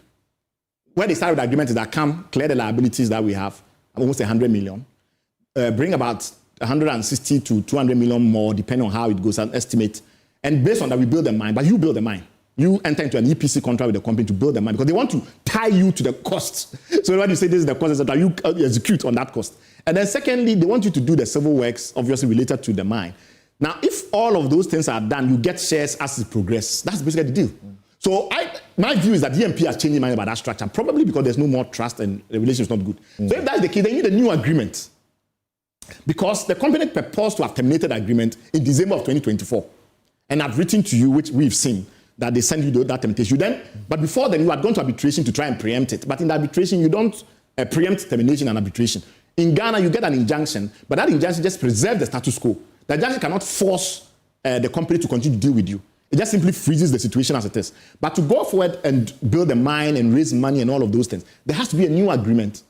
And that new agreement must satisfy the commercial intent of the parties. What do they really want to do? Do they want to create a situation where they take some money from EMP and walk away?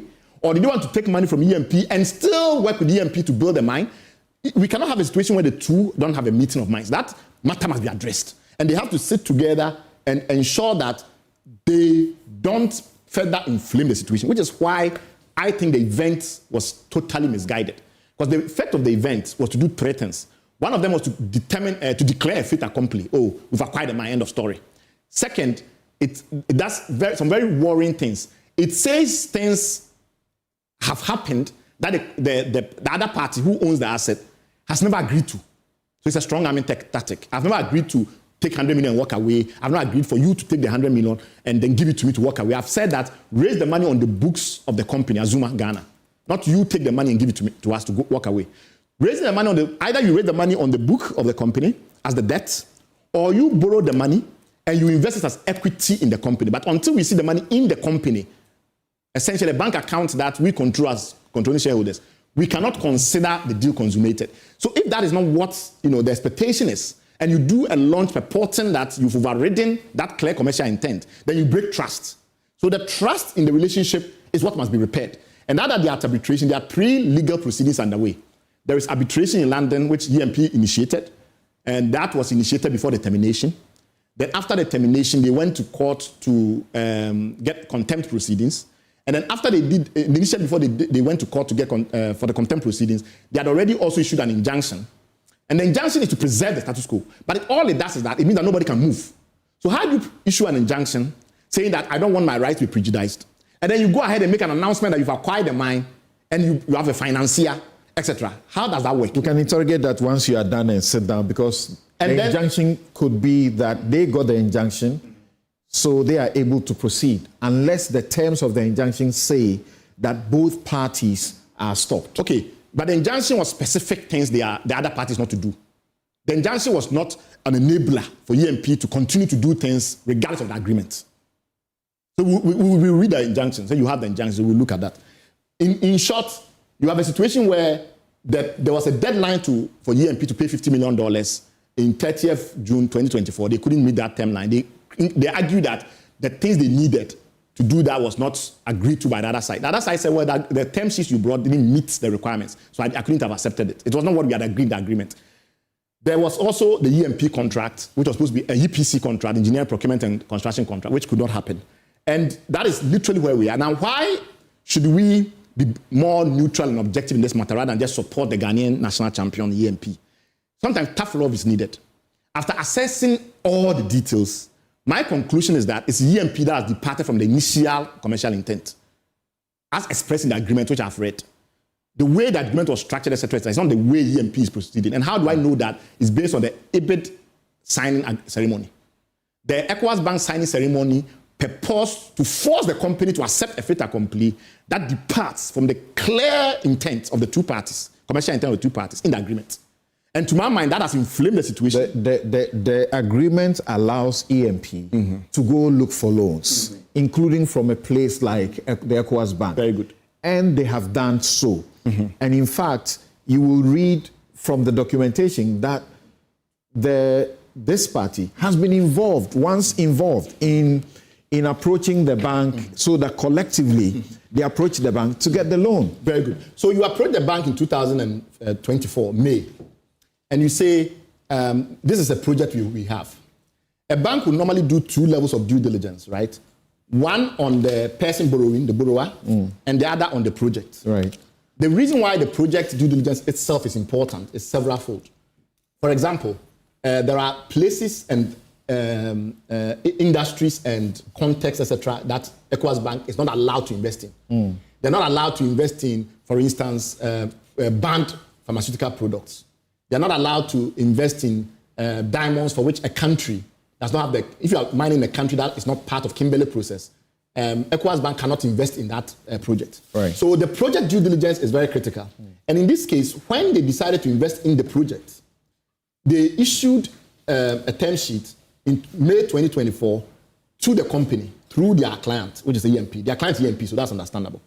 The company looked at it and said, doesn't meet the agreement we've signed with your client. Okay. So we cannot proceed. Right. So my argument, therefore, is that so long as that was the history, it's very bizarre for there to have a situation, or for there to be a situation, where then they proceed to go and announce a fait accompli takeover. Okay. That would merely inflame Thank you very much, Bright Simmons. And Bright Simmons is the Honorary Vice President of Imani Africa, who has just done the presentation for us to try to bring all of us to, speed as to his understanding deeply of the circumstances that have led to the EMP and Azumah Resources, agreement in respect of the Black Volta gold mine.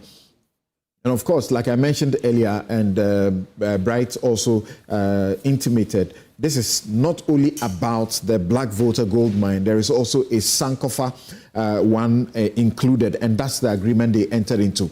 Now, I'm going to ask him a few questions for clarity, and then we will take a break and return to the Ablekuma North.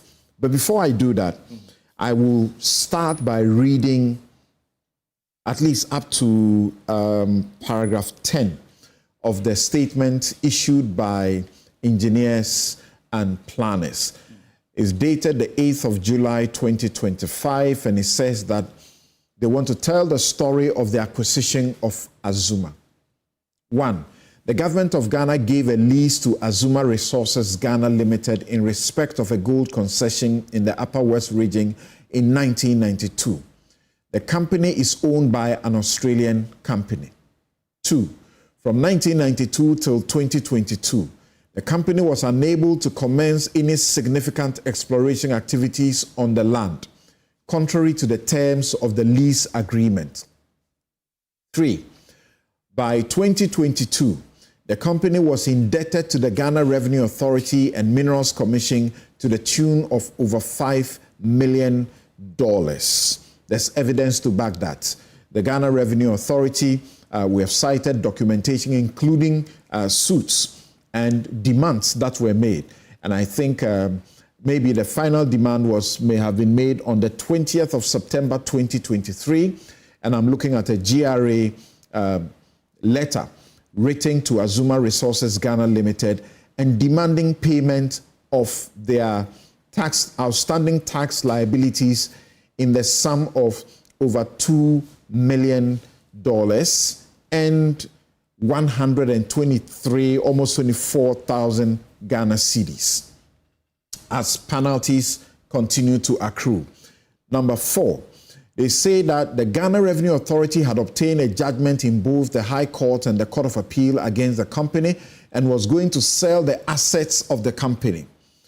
5, the gold price was low, and so the owners of the company wanted to sell what was left of the company and for the new owner to deal with all the risk with GRA and the Minerals Commission.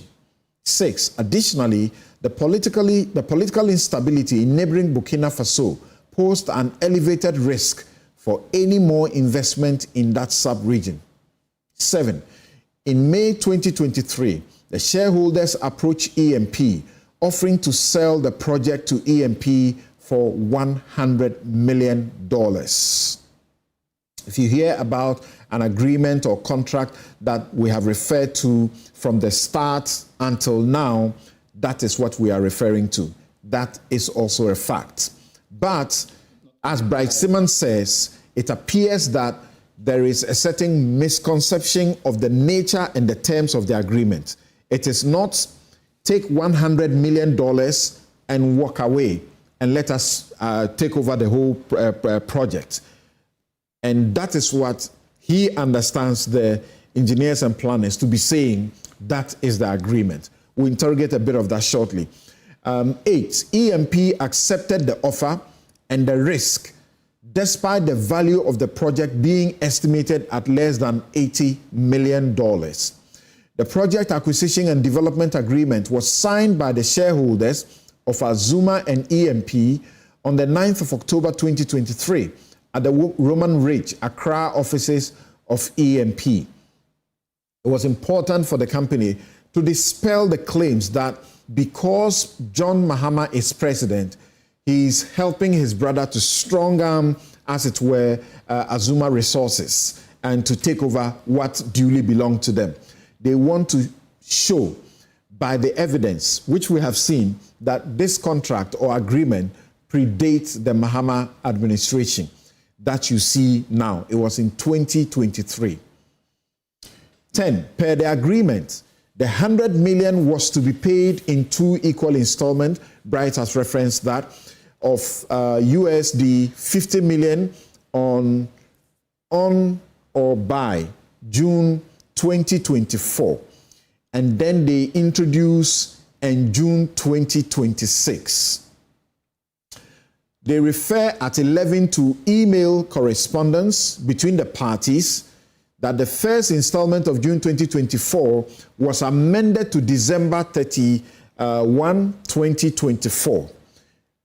I can say that I have seen the email correspondence that corroborates the fact that it is not accurate to suggest that by June, if they had failed, they couldn't proceed any further because, in fact, there was email exchanges that appear to amend the terms and allow them up till December of 2024.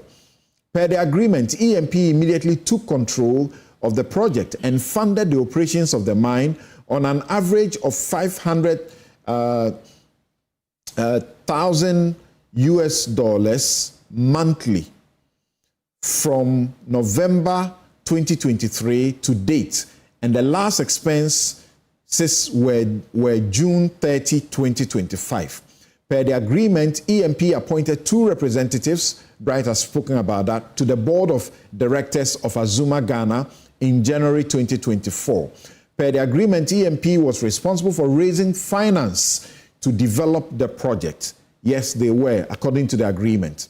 Indeed, 15. A top executive of the shareholders of Azumah from Australia accompanied officials of EMP to Lomé, Togo, to visit and hold discussions with the ECOWAS Bank towards the project acquisition and development. I think I'll pause here. And then on the back of the presentations that you have made, you make the suggestion that first that about the ownership, that if you look at the power, structure, the agreement gives EMP, it doesn't look like what EMP is seeking to do is what the agreement is about. But when you look into the agreement, from the very beginning, from the conditions precedent, you will read that the agreement gives EMP absolute control. Let me correct? The agreement. Yeah. So that it gives them absolute control. We are not speaking in no uncertain terms. So the agreement, you said which part of the agreement? I'll refer the specific portion to you as we discuss. Okay. But I want is to know, that or is that not the case? No, that's not true, because when you look at the interpretation section of the agreement, it's very clear that the intent of the parties is to pay a consideration that clears existing liabilities and going forward to raise financing to develop the mine. And the vesting schedule of the shares in EMP is tied to the EPC contract, which is fundamental to the agreement.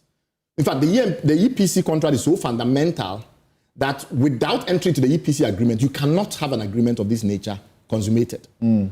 So when you go into the agreement, the background, if you look at 2.3.2, it says that EMP shall have the exclusive rights. 2.2. Yes, 2.3.2. Completion of sites, civil and earthworks. Yes, that's stage 2. That's stage 2. I mean, is it section 2.2? Yes. Okay, and then stage 2.2. No, I'm at 2.3. 2.3. Yes, that's stage 2, which is project financing and completion. Okay, but you are jumping a whole set of things. Yes, yeah, yes, right. yes, okay. yes. Yeah. Okay. It says so, that 2.3, EMP shall have the exclusive right to procure or provide the necessary project finance. No, I have stage 2, project financing and completion of project construction. So 2.1. Exactly. So the parties acknowledge that the development of the Black Volta project. That's correct. So I'm referring to 2.3.2. Right. Subject to clause 2.3.7. Prior to 30 June 2024, EMP shall have... Which clause you are referring to? So that's the clause I'm referring to. 2.3.2. Okay. Subject to clause 2.3.7. Prior to 30th June 2024, right, EMP shall have the exclusive right to procure or provide the necessary project finance. Essentially, it's your duty. That's what it's saying. When it comes to finding money for the mine, it's your duty. You are exclusively responsible. Yes. Okay. For end, I think here they wanted to write end, and they made an error by saying an. Shall have the exclusive right to procure or provide the necessary project finance for and on behalf of Azumah Ghana. So the money is Black Volta project. That's very important. The money is coming for Azumah Ghana, and you are doing it on behalf of Azumah Ghana. Okay. Right. And then either by way of equity or debt financing. So that's a very important point. Of Azumah Ghana, or by way of equity or debt financing of EMP, with EMP investing such financing in Azumah Ghana as equity but not as debt. Right. That is fundamental. you are not allowed to do anything except the money comes to Azumah. And when the money comes to Azumah, if it comes through you, you must invest it as equity. If it's coming directly as debt, it must come into Azumah. That is so fundamental that if you ignore that and you go around and whatever, you are just wasting your time. Right. So if they want to change that mechanism, so that now it's Azumah, EMP has to go and raise money and buy, then the price will change. How do you reconcile that with background? Yes, okay. In F, it says, in consideration for the payment of the $100 million US dollars, IGIC, ARA, that's Azumah Australia, and Cango have agreed for EMP to acquire all their respective interests, debt and equity, in the companies which own the projects on the terms set out in the agreement. So the 100 million consideration gives you a right. It's almost optionality. It's an option. It's an embedded option. You get $100 million, you pay it. Now you are in the game. You acquire all their respective interests, debt on and the equity. terms set by this agreement. So how you acquire it, you pay the 100 million, and then how you acquire all your interests set out in the agreement is now specified very clearly, as you've read. It's specified as to what stage we shall issue shares to you. So if you go to 2.2, it says the stage 1 shares shall be issued to EMP by Azumah Ghana as follows. 1/3 of the estimated number of stage 1 shares shall be issued to EMP when DRA Global have certified to the project board, which is controlled by Azumah, remember that, to the project board that 1/3 of the site civil and earthworks of value, because you want to tie everything, so you don't go and do something and then you come back and say, have been completed. Right. So you only get that when so and so happens. If they wanted to simply take 100 million and walk away, they will not tie you to get 1/3 of the shares when you do the value. So the way it has happened is that there are some issue shares, which is valued at a certain amount with debt and equity. Then as the mine grows in value, because you are building a mine, remember this, now there's no mine, so they're just deposits. So you build a mine that can now dig out the gold, process the gold, and export the gold. When you've done that, the value of the company goes up again, and then you get 1/3. Thank you. Let me go to my next question. Let me explain for people to understand very well. Say you pay 100 million, then you spend 60 million further to do 1/3 of the civil works. All of a sudden, the company's value, this being just very naive, the company's value has now gone up to a certain percentage, right? Let's say it's gone up to 200 million. Now you own 1/3 of 200 million. So you've earned almost 70 million now of the shares of the company. You need to understand the agreement you signed. Is the point I'm trying to make. Right. And the nature of the agreement is that there's a vesting schedule. You do some work, you get your shares. I get it's that. not buy 100 million and walk away. I get that explanation to my question. Very good. Now, the next point I get you to is 2.2.1.2. Okay. In your presentation, I didn't hear you suggest that. I heard you talk about they are funding civil works and all. But here, you see that from 1st of October 2023, EMP is supposed to fund all exploration. So it is not as if this is cooked and they are seeking to take over, but they are funding all exploration. So we just have to start, where did the project start? In the 90s. How many resources were there? How much gold was there? 200 and something thousand resources indicated and inferred. Simply meaning that we think that's the amount of gold there. Proven reserves at that time, maybe 120,000. By the time this company that we are talking about, Ibarra, showed up, the reserves, the proven reserves was about 600,000 ounces. So somebody else had grown the resource base by 5 times. Then they come in 2017 and they continue. By the time EMP comes in 2023, how much gold had been found? Over 1.8 million. So they are taking it from around 600,000 to 1.8 million. So they have tripled it. Since EMP came in, what reserves have they defined? 0. Because they haven't done the work they were supposed to do.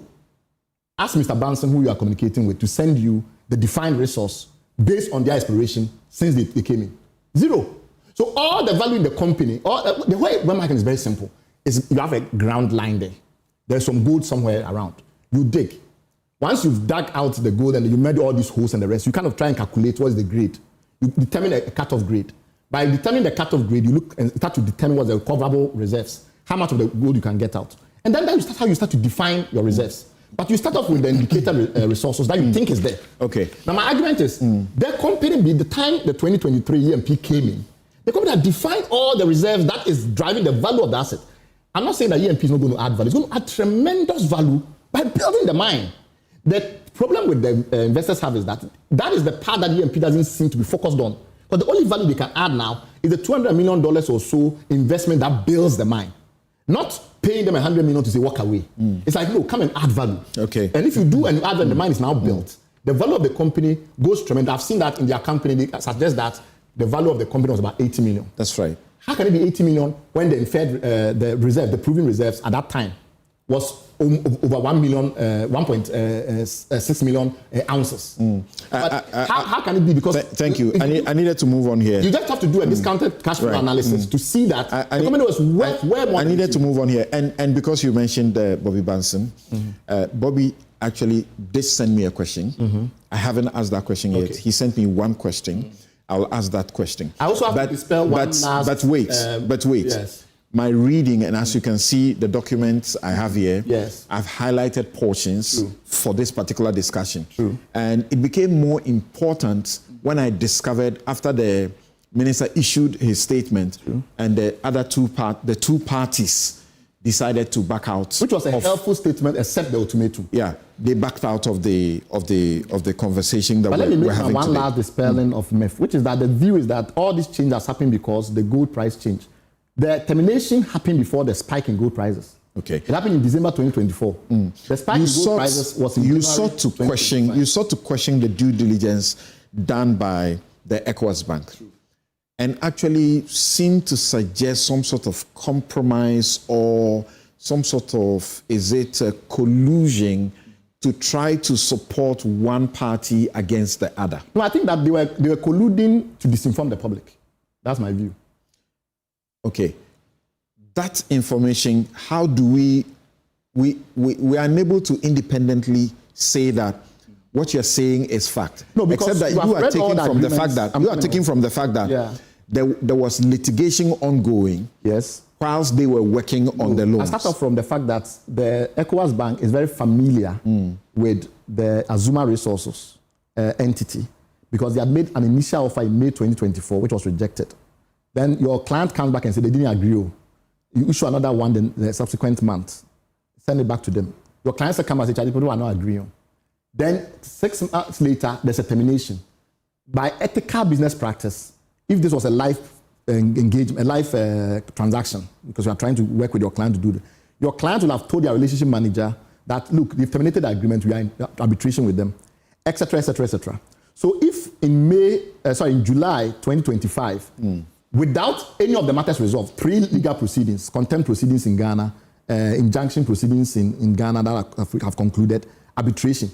If, despite all of this, you don't have any evidence of settlement, and then you come in and you say the board of directors of ECOWAS Bank has approved a loan to acquire the black gold Volta mine, then you know something we don't know.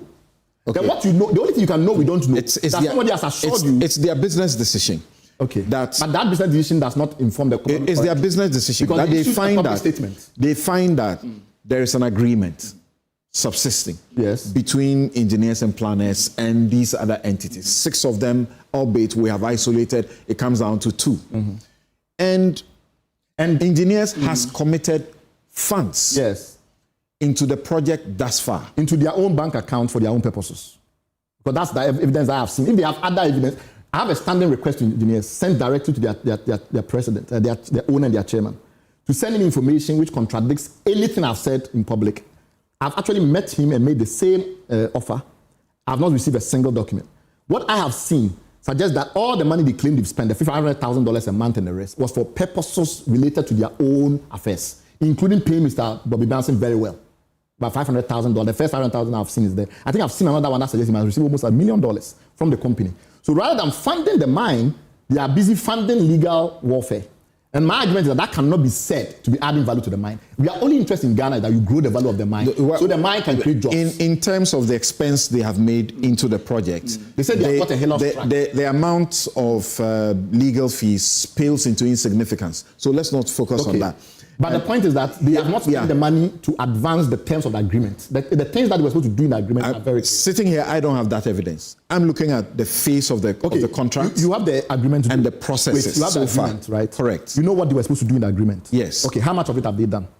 Have they given you any evidence to show how much work they have actually done? That corresponds to... They have a statement which they have shared with the public. But I'm asking you that says what they have done. In that statement, the site and civil works, which you read yourself very carefully, have they advanced it and by how much? Have they done any exploration and what resource or reserves have they defined by that exploration? Those are the things you must ask them. Because you see, you sign an agreement that says you do certain things to advance the project. What are we interested in Ghana? We have a big gold mine, produces gold, generate royalties of about $150 million, create jobs of about 1,000 for people in Upper West region to do well. You go into the agreement as ENP. You are one of our national champions. People respect you greatly. We want you to go and add value to the project so the mine becomes more valuable. It generates more royalties for the country. It creates more jobs in the Upper West. What spending have you done that takes that forward? These people have shown us records. I specifically sent you the Australian Stock Exchange information. Because they were a public company at some point, we know from 2006 to 2020, all the investments they've made to try and grow the value of the asset. I showed you where they took it from, 100 and something thousand in declared reserves to about $1 million in declared reserves. This company, people have taken it to about 600,000 declared reserves. This company has taken it forward to about 1.6 million declared reserves. How many additional gold have EMP discovered to add to the reserves? How many... what other civil works have they done to take us closer to the mine? If you got information that clearly the agreement stated that the finance for the development, not the acquisition, will be raised on the books of Azumah Australia and by EMP. I understand that at the first meeting between all the parties, the ECOWAS Bank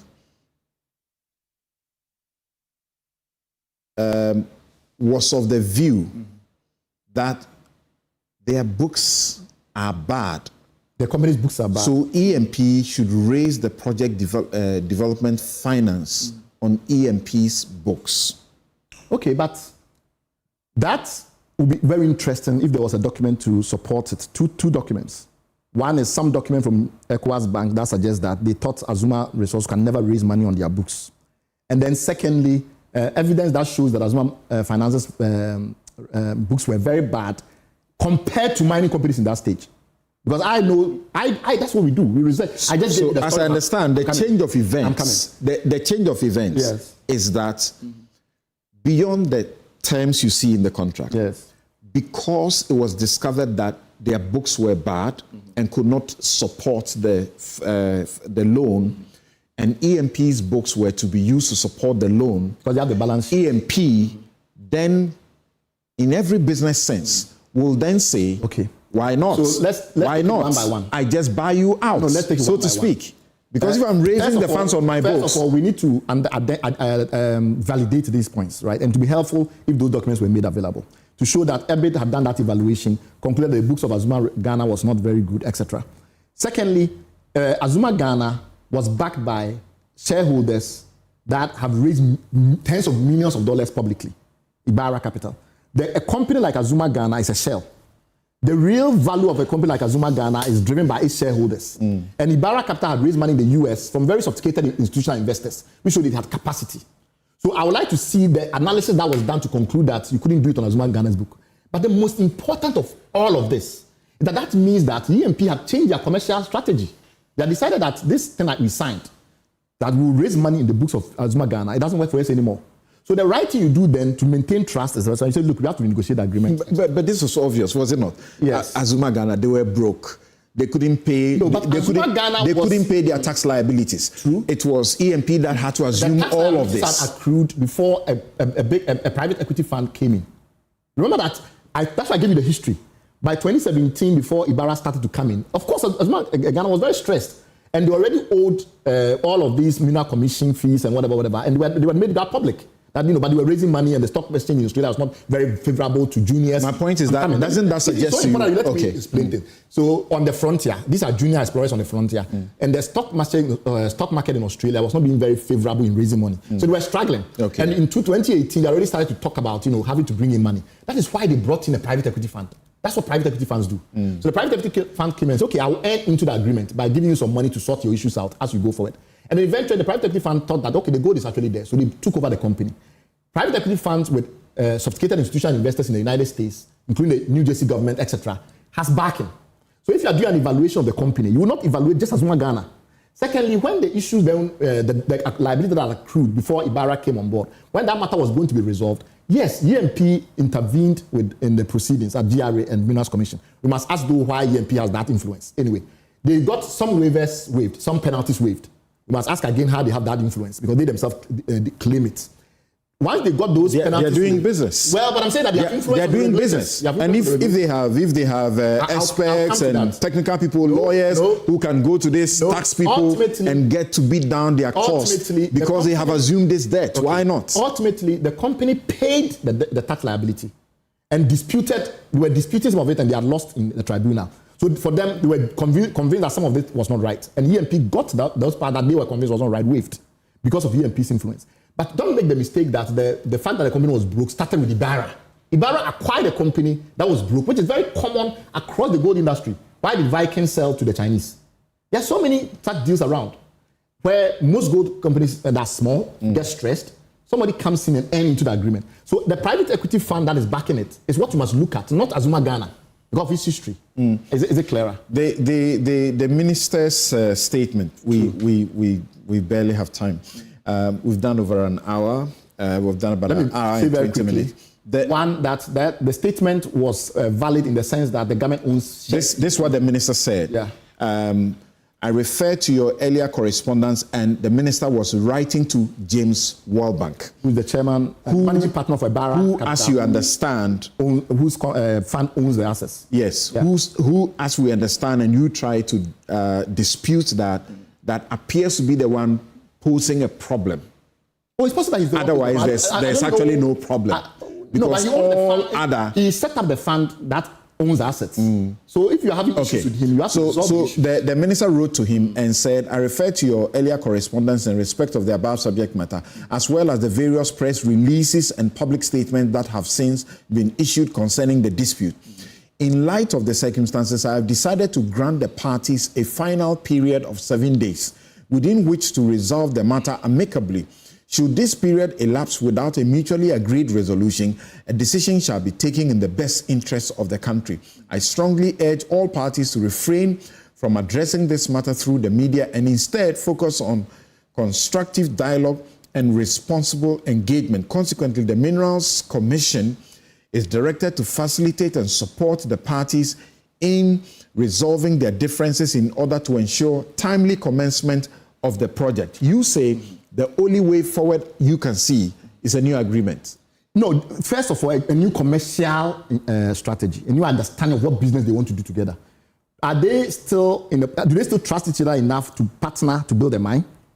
Or has the trust been broken, but these people are willing to exit and let Mr. Ibrahim take over? That has to be the first thing you resolve. Because if you don't resolve that, you cannot do any proper enhanced mediation. You have to first decide, is it the original intent, which is you come in, you put some money to reduce our liabilities that we've already spent, to give you a right to participate. It's a right to participate. Now you have the right to participate, you help us build the mine. Is that still the intent? If that's not the intent, they should just do a new agreement, right?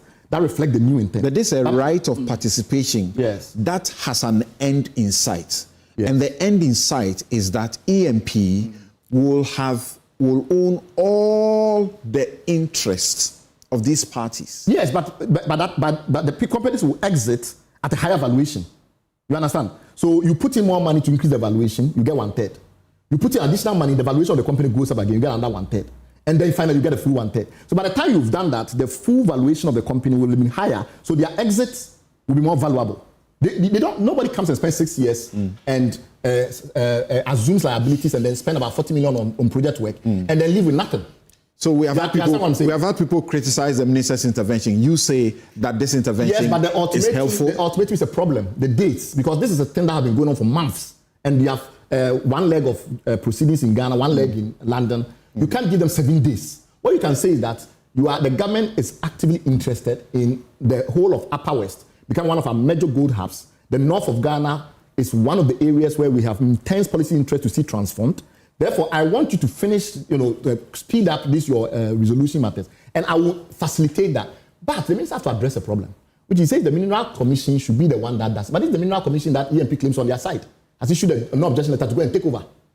And we also know that there are people, senior executives at the Mineral Commission. Can we not easily understand? Can we not easily understand the government side? They say the project must be given the opportunity to start.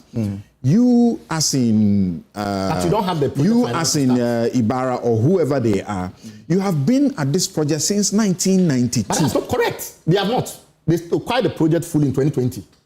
And I've shown you that in the average in the world. No, that's the intervention by Ibarra. Yes, but Ibarra does not respond for whoever it is that used to own the asset.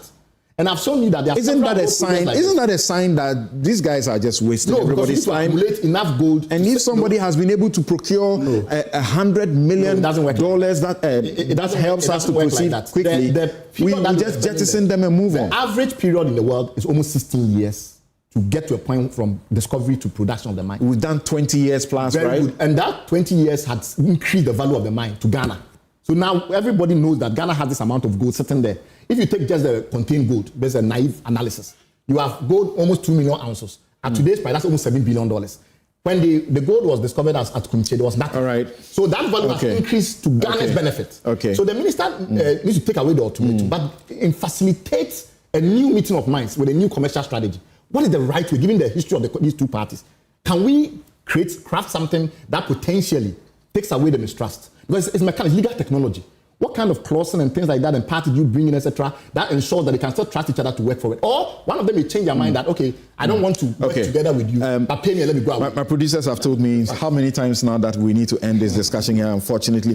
But Bright, the very last one. Yeah. If you got to know, and I suppose you will, that in 2023, as they do this process towards 2024, even the Minerals Income Investment Fund, MIF, seeks to support Ibrahim Mahama with the first 50 million that is required. And he declines, or the EMP decline, because they don't want to have anything to do with government. Well, because of his relationship with the president, even at the time when they were in opposition. He does this. But do you still, with this knowledge, do you still have the suspicion of some, overriding and overbearing, posture or capacity over the regulatory agencies? Well, EMP is the one that tells us that they have this influence over regulators. Something that they are taking offense to and sued me over. I don't know who advised him to do that suit. But on top of that, the situation is the way that the agreement is written does not allow you to go and take money and come and do an acquisition. It says come and invest in the company, on the books of the company. Or if you take the money that way, then do an equity transaction. Maybe because the company itself was also worried about these kinds of issues, which is why they wanted the transaction to be done in Azumah Resources rather than EMP. Whatever be the case, 3 things are important for us. Mineral resources in Ghana are public matters. Therefore, we have a right to intervene. The north of Ghana and its development through mineral resources, a new strategy for the development of the north. In the past, they didn't have minerals, and we used to argue that that's why the colonialists ignored the north. Now, the north is going to have minerals. We want that to happen. For that to happen, they need to raise a lot of money, not just 100 million. They need to raise at least 300 million in total. To raise that kind of money, they need to stop the current confusion. ECOWAS Bank's entry to claim a fait accompli doesn't help that. The government should now facilitate a situation where they come to a meeting of minds and come to a new joint commercial intent to move this forward. That's all I'm saying. All right. So that's Bright Simmons there on the matter of the Black Volta gold. Of course, includes a Sankofa, and not only that the agreement covers. This is all time will allow us for now. But as we have shared with you as well, engineers and planners in their statement are very clear that they have not done anything untoward, and that they have followed the process through up to this point, including, as I mentioned a while ago, that the states, Ghana, wanted through MIF to support engineers and planners in the raising of the financing And they said, no, we are not interested. We don't want the government of Ghana to come into this business and to give us any trouble. And the loan process happened at an event where Sir Sam Jonah also had something to say. So let's hear him as we take a break.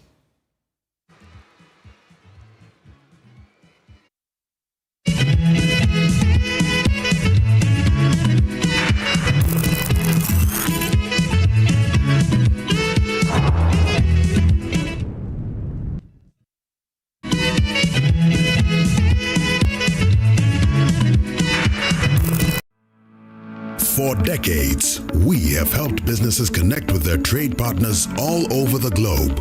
From Ghana to Burkina Faso, Côte d'Ivoire, Benin, Togo, Senegal, China, Morocco, France, Netherlands, and many other countries. We have made it possible to bring Ghana to the world. We have brought small and medium businesses closer to their customers across the regions in Ghana with our SME support facilities. We have brought relief and smiles to the faces of families with our employee personal loans. With our cutting-edge technology and digital support, we take the burden of complex thinking off you, making life simple. That is who we are, as close as a partner. Bank of Africa. We are indeed the African bank with the global reach.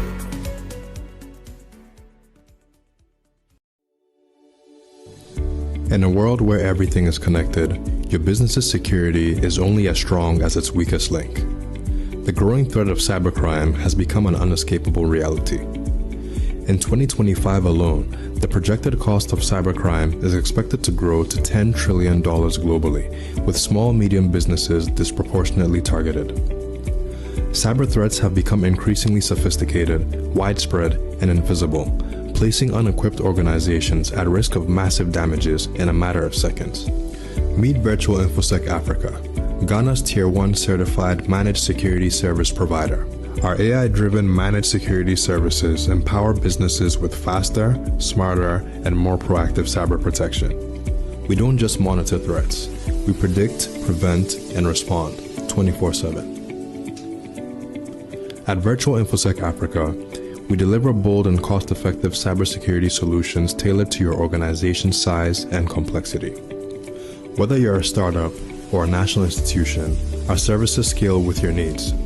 We offer 24/7 SOC monitoring, early warning threat intelligence, managed detection and response, digital forensics and incident response, and predictive analysis and threat hunting. From endpoint protection to dark web forensics, we secure every layer of your digital ecosystem. Why wait for a breach to act? Join the ranks of high institutions who trust Virtual InfoSec Africa to secure their future. Start your 3-month free trial of our early warning threat intelligence platform today. For more inquiries, contact 055-689-2086 or visit our website at www.virtualinfosecafrica.com. When we connect, everything is possible. Whatever seems unreachable becomes even closer. Building partnerships. Redefining the norms. Because when we connect, being there becomes possible. And new ideas come to life. Stay ahead and stay connected with MTN Business Broadband. Superior internet solutions that drive your dreams. Sign up today on broadband.mtn.com.gh or call or WhatsApp 0244 308 111. MTN. So, Charlie, the deal there, I almost get her.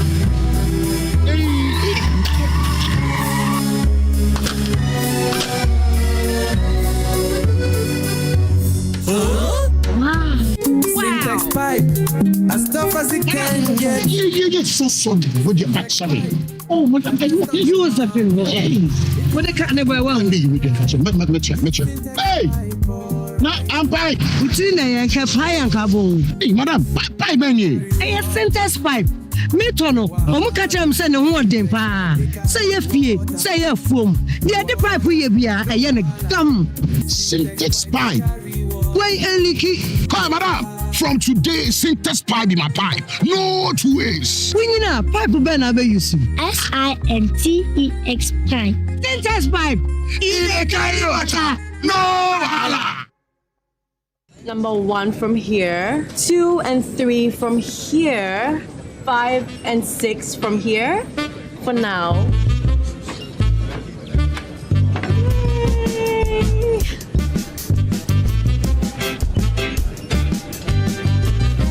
Now I have the number 7, 8, and the number 9.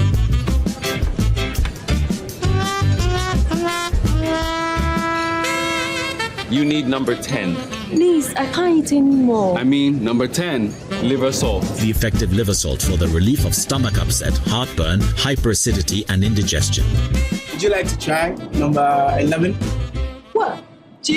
Number 10 liver salt. Refreshing relief fast. Manufactured and distributed by Ernest Chemists Limited. This advert is FDA approved.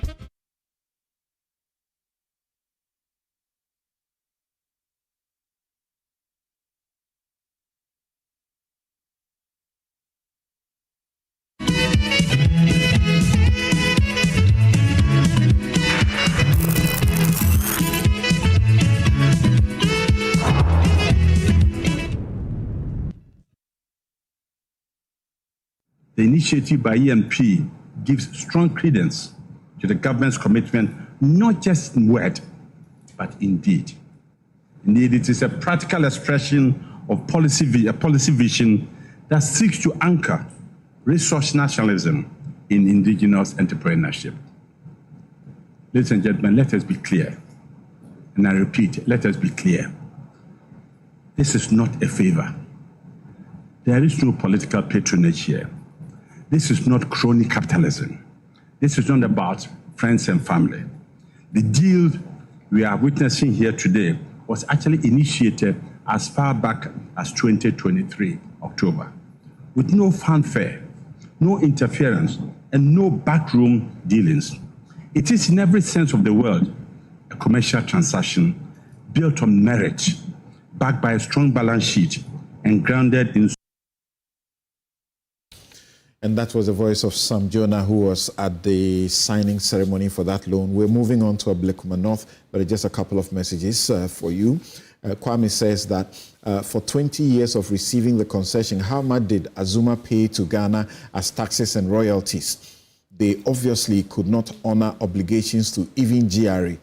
If government of Ghana has been patient and did not terminate with Azumah, how should they seek to terminate with EMP? How can Bright keep saying EMP did zero work? What work did Azumah do and have not even paid their taxes? Someone has come along with sweat, financial and political clout to keep you going, and suddenly you want to kick them out because of gold price hikes. This is what we have allowed these foreigners to do to us for centuries. That's from Kwame. And Kojo says that the concession may cover 25% of the Upper West. How do we protect the interests of the indigenous owners of the land? They do not have the skills and the capacity. Sadly, the land acquisition process was also not transparent. Locals have basically been sacked from their ancestral lands without proper compensation. That's by Kojo. And a couple more questions. But of course, there are also messages you are raising about Bright and still questioning his interest. And it's interesting, and I must say this, that I'm receiving these messages practically from people who are associated with the NDC. This is the Bright that you loved all that period you were in opposition. But well, we are used to it. Same thing was done to him by the NPP when they came into government. They said he was not as bright. But when they were in opposition, they loved him to bits. Let's do ethical politics. Thank you very much. Now, this show is brought to you by the candid sponsorship of Bank of Africa, as strong as a group and close as a partner. MTN, everywhere you go. Ashesi University, educating ethical and entrepreneurial leaders for Africa. Robert & Sons Optical Services, your comprehensive eye care service provider for 31 plus years. DBS Industries, roofing, Papa Fie. And if you want to sign on to My Way Insurance, and you should, dial *165# on MTN to join My Way today. Flamingo Paints, simply superior. Syntex tanks, it's strong and it is tough. Thank you very much. My outfits is by Kunati Clothing. You can call Kunati Clothing on 0244-676732. 0244-676732 and make your orders now. My next set of guests joining us now, and Bright will also help us navigate the lessons we should learn and to avoid plunging this country into deeper trouble. Is our democracy on the brink from the things we're seeing from the political front with elections, people being killed. One election, 8 people die. Small 19 polling stations election rerun. Guess what? We are beating people as if we want to kill them. And you will see some of the footages shortly. Dennis Miracle Sabuaje is aide to Dr. Baumia. He was at one of the polling stations and we were told about how he had to run. Nyon Falon is member of the National Democratic Congress communication team. Professor Kwesiening is security analyst. And Suleiman Abrahima is Executive Director, Media Foundation for West Africa. Bryce Simmons, Honorary Vice President of Imani Africa, is still with us. Now, check some of the things that happened yesterday at Ablekumanov.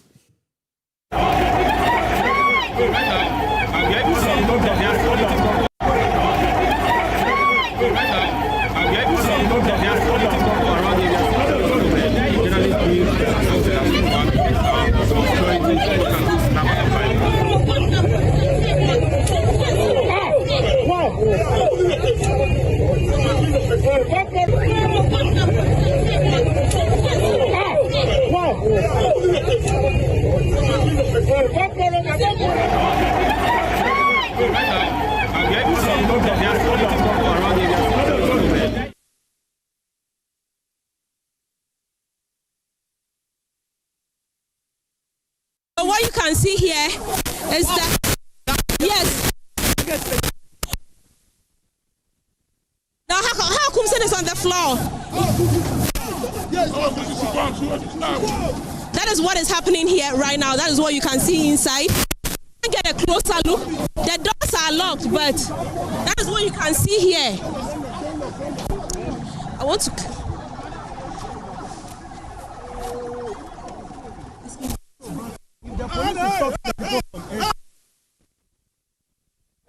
That is what is happening right inside here at the. So that is some fight happening right inside here. That is what is happening here.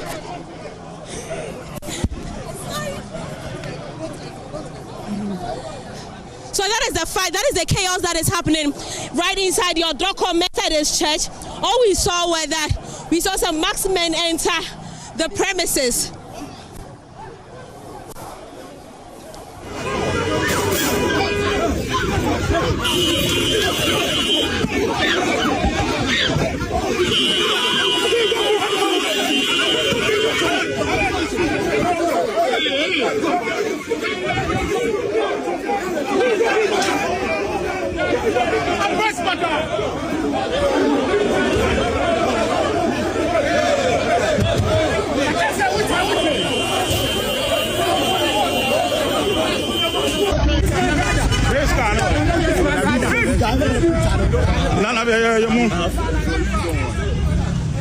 Let's go. Where's your car? Let's go. Let's go to your car.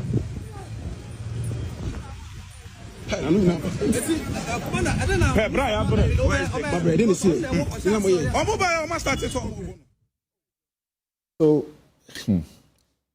right. Somehow I'll start with you first on this. What's wrong with us? Well, there are a couple of issues. One, we have to recognize that this issue of political vigilantism is connected to some of these incidents that we regularly see. You have to bear in mind that when you have 19 polling stations, I'm not sure whether in a situation like this is the right term to use, and you have the overwhelming force of lawful violence that the state can deploy. And yet still, it's very clear that the state was overpowered in a couple of seconds. And it becomes very clear to us that unless we go to the root cause of this problem, we should forget it. Think of it. You have, in a normal election, general election, you have almost 40,000 polling stations. If you put all the security agencies together, you struggle to get 100,000 that can be deployed during elections. So maximum maybe 2 per polling station or 2.3 per polling station if you are lucky. When you have over 20 security agents at the polling station, they are overwhelmed in an instant. What is 2 going to do if this was widespread? So that tells you that the security forces alone cannot enforce peace, which is why we have other institutions and we have an institutional framework in this country that was meant to deal with it. We culminated that in the famous Vigilantes and Related Offences Act, which I think was 2019. And in that act, the Minister of Justice and the Attorney General is given responsibility not only for enforcing the act, but for a range of other functions, including the ability to expand the list of prohibited activities within that context. Several civil society organizations pleaded with outgone Attorney General to craft a legislative instrument to deepen the implementation of that act. We got very little feedback. I think Codeo went on a whole campaign to try and push this. Very little feedback. We have a National Peace Council, which many people are not aware, but it's part of the institutional structure of this country. It's a public service. Yesterday. True, but it's a public service. What have they done since we implemented the disbandment of these 27 vigilante groups, political vigilante groups? After that disbandment exercise, what has been done from an intelligence gathering point of view, from a monitoring point of view? Because the truth is, it's not every political party member who does this. Each of the parties have at least 3 million members. If they were all violent, this country would have collapsed. So it's a very small subset of hardened, actors who are often mobilized for their capacity to inflict violence. Okay, hold on for me. Suleimana, thanks for joining us. Hello, Sule. Yes, Samson. Yes, I'm sure you may have a bigger interest in the journalist who got slapped, the lady from here, JoyNews, and the other one from GH1. You can't understand why they were slapped. But beyond that, you saw how she was pushed down. The guy who, I don't know whether he was flying, and, attacked her in such a way she fell. She tried to get up. There were people who were trying to even hit her. Then she was helped to get up. She fell again. And then eventually she was taken to the hospital. Then you have the NPP's, one of their officials, who, sensing that he was in danger, attempts to run away, attempts to escape or move away from these tags. Somebody hits him on the way, he falls to the ground. Someone runs from the back, comes and jumps high up to step on him, and he does. The others are hitting him on the floor, and you can see that, but for God, he would have been lynched.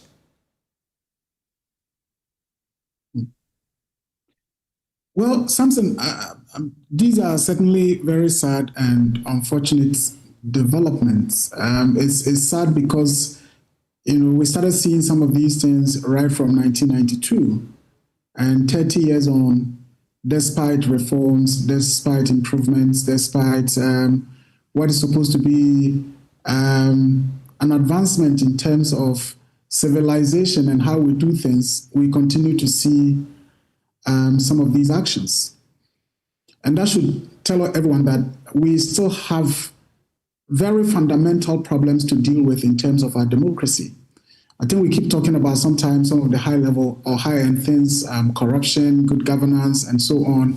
But even before we get there, I think that the attitudes of our people, the attitudes of our leaders, the attitudes of our organized groups, political parties, and so on, are issues that we have to look at quite critically. But beyond the violence that happened, and of course the violence happened because there was an occasion, there was an event that triggered all these, and this is about the rerun. And for me, I think what's important to talk about perhaps is what this rerun means for us as a nation, for our institutions, and for our democracy. And I think that if there is any doubt at all, yesterday's development, not just in terms of the incidents that happened, but the fact that we had to have this rerun, clearly points to a number of issues. And for me, I want to flag 4 of these. One is the competence and the independence of our electoral management body, the Electoral Commission. 2 is the independence of our police and other, state institutions that are supposed to be independent. The 3rd is the credibility of our political parties and our political leaders. And then the 4th issue that we should look at, I think, is what precedent that does this set for the future of our democracy. Sule, yes. Hold on with these 4. I'm coming for you to develop them shortly. Professor Enin, is our democracy on the brink? Is this a picture perfect of what we are looking at if this is not nipped in the bud? Nipped in the bud, really how? From Talinsi in which year? From Ayawasu, which is even recent, and there was a report that asked that the state should punish certain people, and we made a joke of it that even the thugs were bold enough to go to a courtroom and move a judge and manhandle people. Well, our democracy is now on a knife's edge, driven by the increasing franchising of violence and the use of violence as a currency. So we are going nowhere. Promises will be made, statements will be issued. We will never be prepared because, similar to the Galamsey fight, we are only tinkering with what we see. And similar to Sule, I want to flag a couple of things. 1, who are those behind these men, bold, daring, convinced that they have godfathers and godmothers, so they are above the law? Good question. Who are behind them? Well, that's what I use for my consultancy, so I don't intend to say it here. But you and I know that we cannot go to town with cutlasses, do the kung fu fighting, knock people down. 2 ministers, Defense and Interior, promised us as yesterday that those who perpetrate these crimes will be arrested. It's more than 24 hours after we saw these videos. I don't know how many people have been arrested. Number 2 relates to the performance of the police. I agree, and I think it was the right call that the police did not go initially to the polling stations armed. Otherwise, we would be talking about shootings and deaths. But if you play the videos in slow motion, you would notice that, particularly with the NPP official who was battered, that the response of the police was extraordinarily slow. Okay? So we need to look at police preparedness, intelligence, levels of response and reaction times, so that we can prevent some of these things. The third. My production, sorry, we have shown these videos already. Can we stop showing them? I think they are not good. We can stop showing them for now. Yes, go on. I can't watch. Well, we need to watch them. we need to imprint them on our minds to see the kinds of people that we have become because of the allure of getting access to people who are in power and the incentives that arise thereof for doing their dirty work. Samson, there's a direct positive correlation between the violence that we saw, those who organized them, and the benefits that they are receiving now as we speak. So this is not going to end today. Already, officials from the MPP are saying they are getting prepared. They will meet them wherever there's the next opportunity, similar to the NDC's statements when Ayawaso West Wagon happened. So we as citizens are caught in the middle. Okay? Okay. And I think Bright's point that every single party has about 3 million people, supporters, and that those who are doing this are a few hardcore, and they realize their problem. So it means we can really deal with them. Prof, hold on for me. Let me talk to the party reps in the studio, and then I'll come back to all of you guys again to see what we can do, what we should be doing. And sometimes it feels like one gets tired of this conversation, but even when we are talking about it, it's still going on. What if we stopped? Yes, Miracles. Why were you running where you were yesterday? It's a simple voting process. You are supposed to go and observe. I actually wished I had a chance to run. With what transpired yesterday, I truly wish that there was an opportunity for me to run. But unfortunately, there was none. It was even much more riskier for me to have attempted to run at that point in time.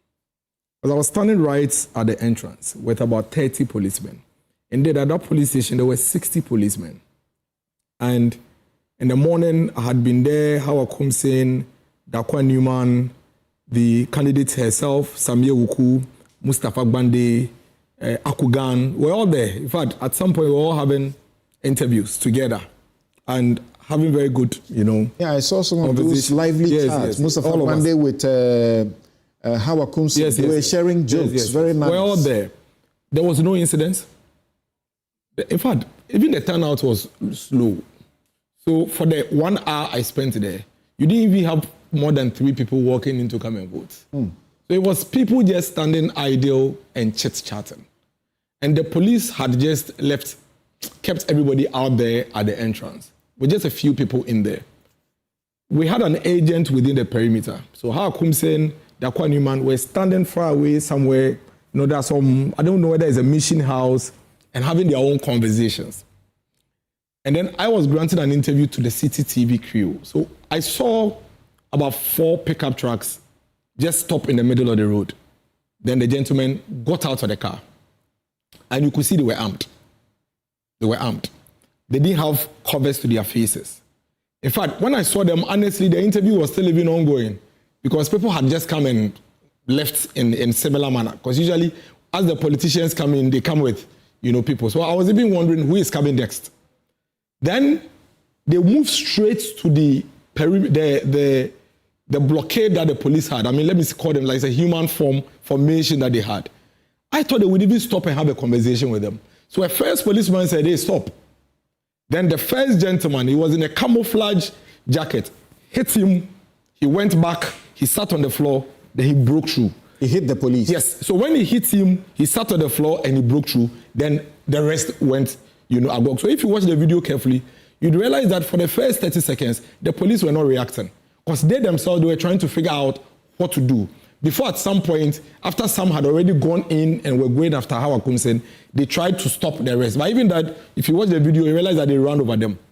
It was a policeman who was standing right where I was, who grabbed me and said, Miracles, come this way. So it was actually Jackie, your reporter, that I would say saved me. Because Jackie was seated on a wall, on the fence wall, reporting. And then your video guy, your camera guy was this way, also had his camera right on top of the wall, also shooting. I remember telling Jackie that she should be careful, because the guys didn't seem to be locals. They didn't even seem to know the faces. And they didn't seem to care.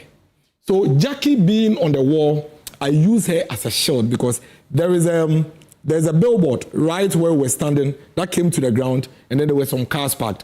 So actually, that is where I stood. So I was right there. All the videos you are seeing from where we shot, I was standing by the video guy, except that they couldn't make me out. Because I'm sure if they had made me out, I would not be here this morning. But Samson, why are we here? Look at the police at the entrance. And if you had attempted to run, they would have the point is that it does look, from the incidents you see, it does look like people who attempted to run rather got attacked. Yes. Because you see, the guys didn't know faces. So if you are running, then they assume you are part of their target. So it was, so look at the police, they are standing idle. They couldn't do anything initially. They couldn't initially. Until here where they tried to stop the guys, they ran over them. And you can see some of the police even moving around. See some standing up there doing videography. Right. You couldn't blame them. I think that, like Professor Enin said, the police were not armed. And basically, if they attempted to do anything, a lot of them could have been injured. But let me come to why we are even going through this. Something. If there was even an incident at the polling station, I would be a bit more calmer. There was no incidents. There was nothing happening at the polling station the time these guys came in. In fact, they are the ones who came in and brought this. But the NDC are not learning. The reason why I'm saying they are not learning is this. There was Etiwa, there was Talensi, there was Akwetia, there was Triponi. And usually, I'm saying this to the Gen Zs and some of the people who are now following politics. West. And there was Ayawaso West. Today, when we speak about these things, everybody refers to Ayawaso West as if that was a first. And then as if it was something that came out of nowhere and the MPP brought it. Before Ayawaso West, there had been 4 bloodsheds. In fact, Talensi, there was an instruction by the National Security to stop every vehicle and search. Everybody on this call recollect. At some point, they found guns and ammunition in the vehicle of the national chairman then. To date, nothing happened. The women organizer of the National Democratic Congress in Etiwa drove through a group of MPP supporters. Some are maimed and incapacitated till today. Nothing happened. Akwetia, Honorable Damboche's vehicle was shot into. His driver was hit. He was rushed to the hospital fighting for his life. Baba Jamal, at that time, vehicles ran over people in Akwetia. Nothing was done about it. You see, it is as a result of some of these things that for whatever reason, some of the political parties at the time, after Etiwa, decided to begin to take the protection of their own people into their hands. Jambuedu made this point. We cannot run away from that fact. We can't. We can't pretend that is it. We cannot solve the problems if we don't go into these things. So if you recollect, something happened in Etiwa. Etiwa was the first time in the history of the MPP that we stood up for ourselves. And you recollect the famous Yachiro Mubibi Kitwebi. And then since Etiwa, the MPP began to protect ourselves. When we came into power, let's give some credit to the Nana Danko Ekufuado. Knowing very well that violence and electoral malfeasance and killing and all of that wasn't part of the MPP DNA, quickly mobilized all stakeholders to put together a law that would disband vigilantism. Let me tell you, as of 2019, that the anti-vigilantism law was passed, no political party had the kind of strength that the MPP had when it comes to what they did in Ablekuma North. No political party. We had the strength. We could do 3 times what they did in Ablekuma North as of 2019. But the president and the party then realized that that wasn't the way to go. Yes, we suffered it in 4 elections before we decided to own our own lives and our own protections. But they felt that it was time for us to put a stop to it. But the president was handed an opportunity through the Ayawaso West Legon Commission. And even that still give Ekufuado some credit. Because for 4 by-elections where there were bloodshed, we never saw the kind of public inquiry and commission that we saw. But the public inquiry must have a purpose. I'm just making whitewash it. It wasn't entirely whitewash. Maybe you can raise that there are other aspects that has not been implemented. But people were held responsible.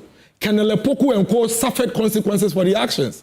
So you can legitimately raise concerns about certain aspects, but we cannot run away from the fact that that was the first time in the history of this. And I'm saying this for the benefit of the young people who are only hearing Ayawaso West. I'm saying that before Ayawaso West, there was a Talensi, there was a Chiponi, there was a Tiwa, there was a Kwetia under an NDC government. That led to the MPP now starting to protect ourselves. Fast forward, the same MPP realized that no, this is not the way to go. Let's pass laws that will ensure that we did. And we passed the law to disband something that we were ahead of when it comes to, protecting or whatever you call it.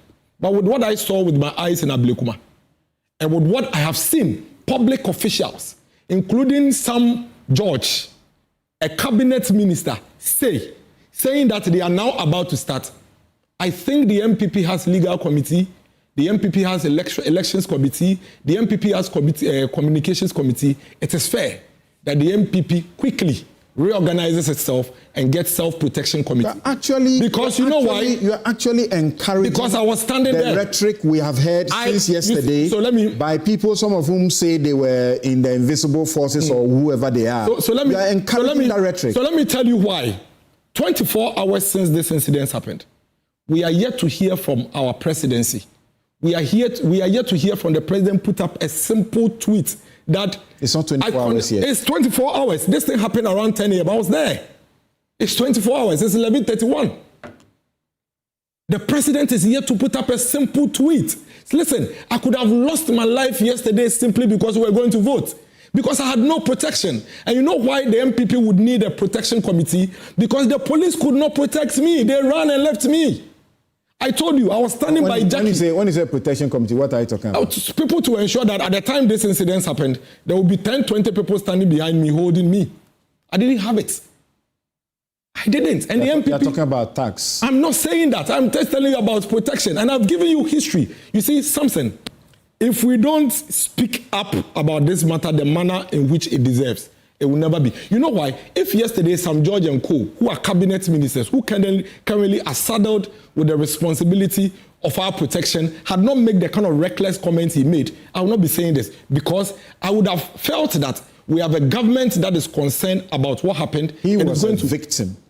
Okay. And no action was taken. So there were victims in Talensi. He, together with Hanabisu, there were victims in expressing their pain. There were victims in Salensi. There were victims in Chiponi. There were victims in Atiwa. There were victims in Akwetia whose family members are alive. All of them should speak like that.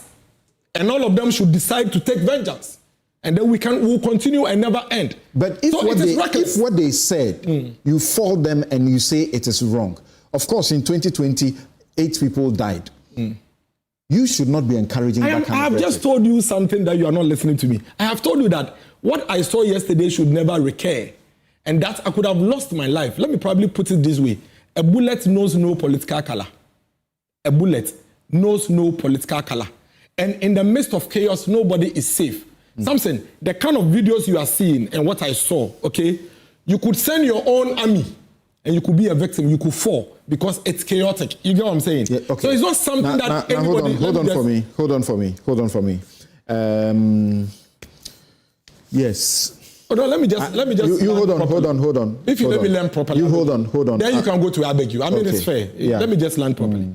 So there are things that I think should be done. There is a law that speaks completely against what transpired yesterday. The police had a responsibility to enforce that law. They failed. There is a government who currently has a responsibility to ensure the safety of everybody. That government, as we speak this morning, has not spoken. They have spoken. You want to hear from the president. The government functionaries who have responsibilities of the state and are accountable to the state are making very reckless comments. I feel very unsafe. I feel very responsible comments. And I've given you Shamima, who speaks for government, also said things condemned. Did I lie about the government functionaries who made reckless statements? So let me make those ones. You can make the Omanimbo Ames and Coos. Okay. You are concluding. So until they come forward and give some comfort and assurance to the people of this country, nobody is safe. Including they themselves. That's a true point. Yes, no follow. Good morning to you. Good morning to your viewers. Good morning to the comrades who are watching. And my good people of Laura, good morning. I just want to begin by saying that yesterday's rerun was very critical to our democracy in order to avoid disenfranchising any more people in this country going forward. I want to congratulate the candidates who won, the NDC's candidate, Rabna Obin.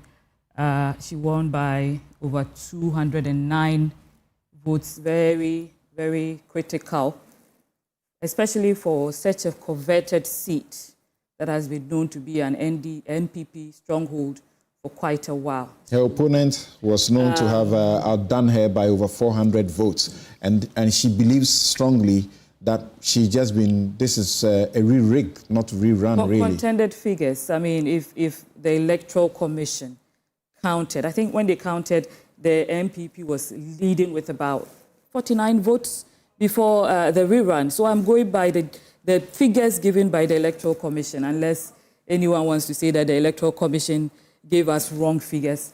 The win in that constituency shows us clearly the confidence the Ghanaians have in the NDC government. In 2024, that confidence was very clear in the election results and in the parliamentary results. This is just an affirmation of that confidence, and we are truly grateful to the people of Ghana. It also shows the lack of trust, the lack of confidence in the NPP government and their abysmal 8 years governance of this country. The people of Ghana have spoken resoundingly, and we are very thankful for that mandate. Now, if in reference to the cases of chaos that were witnessed, especially against the journalists, it's deeply regrettable. It's unfortunate. These completely undermine our democracy. And you have heard from our General Secretary, who has said there is really no need to show the NPP any power. You say especially the journalists, when those who were actually battered, who were at the point of near death, were officials of your opponents. I sympathize with all of them, but I used to be a practicing journalist, and so it is not out of place for me to sympathize specifically with the journalists, because when I watch, I see myself in them. I could have been on the grounds.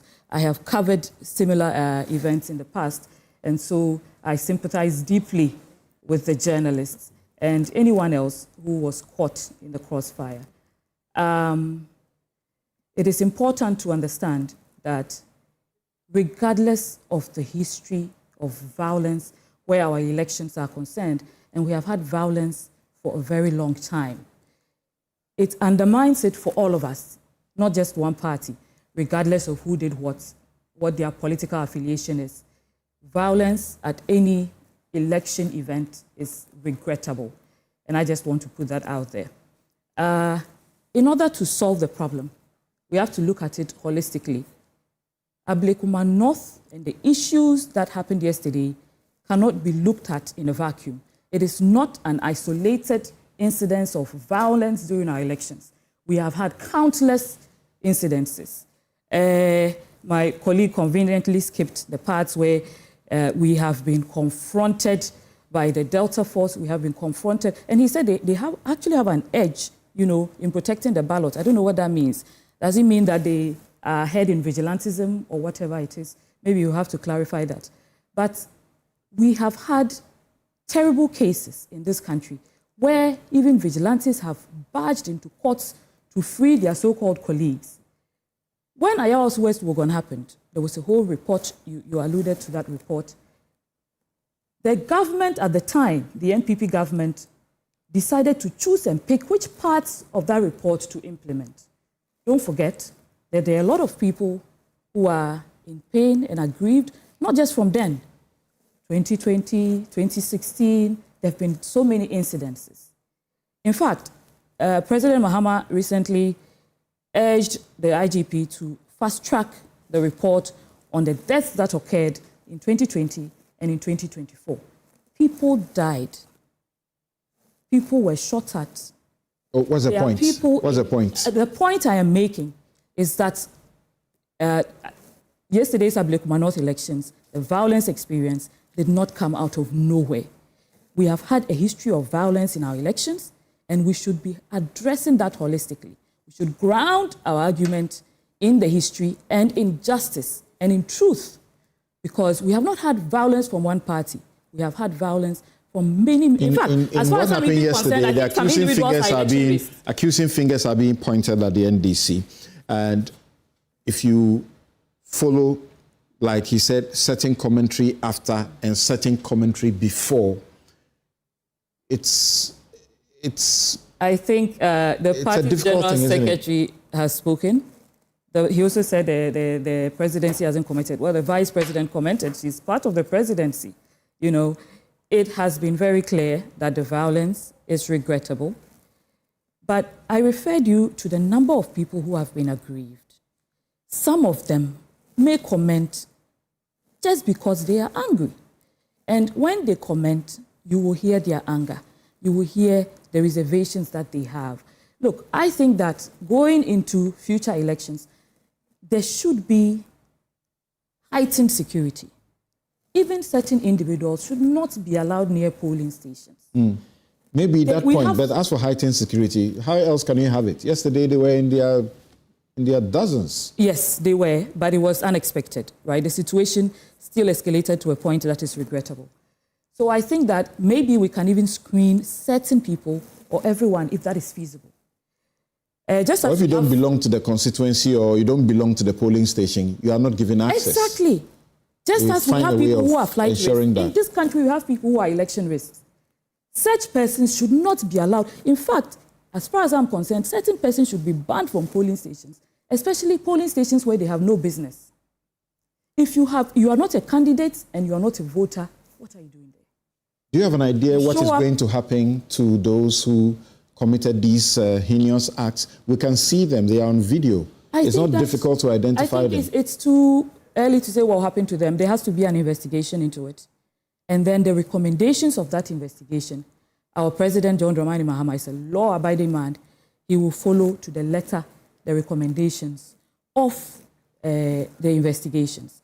I believe that is what should be done. But while we are discussing that, we should ensure that we are looking at the situation in its entirety, not choosing specific incidences to look at and then exaggerating those incidences to look like this comes from just one particular party. All right. We have had, in fact, we've had candidates shoot guns.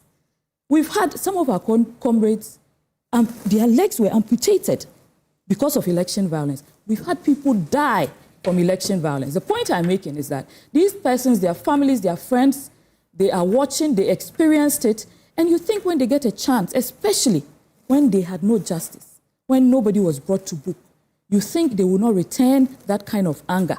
We need to ensure that we solve this problem once and for all, so you and I are safe when we go to any... Will anything be done to the official who was justifying vote buying?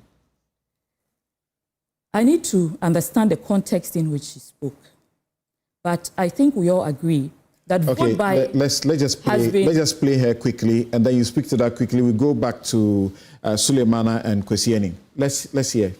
All right, Honourable, there's been a couple of issues or concerns raised with regards to vote buying. I don't know if you've heard that your opponent, that's the MPP, they've raised concerns that they whenever their members come around to vote, they see the others pull them aside and all that. I don't know if you've heard that. My dear, this is not news. I mean, every election there's a vote buying. I mean, so if we are buying votes, they should also buy their vote. I mean, we have members who traveled all the way from Kumasi and they have to come and vote. So if such people come, you have to give them TNT to go and vote. I don't think it's a vote buying. Are you guys? So if you think it's a vote buy, you to go and buy the vote. It's as simple as that. But there are concerns that it could affect the integrity of the process. Are you finding? I mean, which one is integrity? If someone is loyal to you, why not? The person will vote for you. With or without money, the person should be able to vote for you. So I don't think it's going to, I mean, giving the person TNT. And this morning, I have to call a couple of people. I mean, I was at Mass TV the other day. I gave my numbers out. And people are in Kumasi, others, Takwa, and others who are in Eastern Region. So I told them when they come, they should call me so that I'll give them their TNT. And all right. So Bright, you were watching in disbelief. You are hearing this for the first time, right? Yes. Okay. Yeah. Okay. So, is anything? Has anybody reprimanded her? Nothing been done? And to think that her vetting, she was giving a pass. They didn't do anything. That's the. Yeah. What do you say? Was that too bright? No, I was asking you. Will anything happen to her? It's too early for me to say if anything will happen to her. That will be determined by the president and probably the chief of staff. We will await their response to that. But I think that she confused a few things over there. It is clear that she had certain persons who had come out of station and she was trying to compensate them for their transportation. It is important to understand that the MPP at the same election was also accused of vote buying. So she was responding. And I want to just say that generally, buying votes is a conversation we all should have in this country, especially election financing, the campaign process, and the incentives that are given in the process of the election should be properly discussed by all of us so we understand the limits to which we can stick to. Interesting. Sule, now let's hear you on your 4 points and how we can overcome some of these things. And I'll be frank with you that I'm surprised that Noah Falong is not as blunt as I expected her to do about this particular comment, because we have been with her in civil society where we have met CDD, we have all condemned these kind of commentary. I did say we have to all discuss vote buying in our elections so all parties understand. Do you condemn her for this? Do you condemn her for this comment? Because she's encouraging that. I need to understand her comment better. Should she be arrested? She should be arrested and be a subject of prosecution? We haven't heard from the minister, Samson. It's impossible for me to sit here and call for the arrest of a minister whose perspective I haven't heard. Thank you. Okay. Yes. Sule.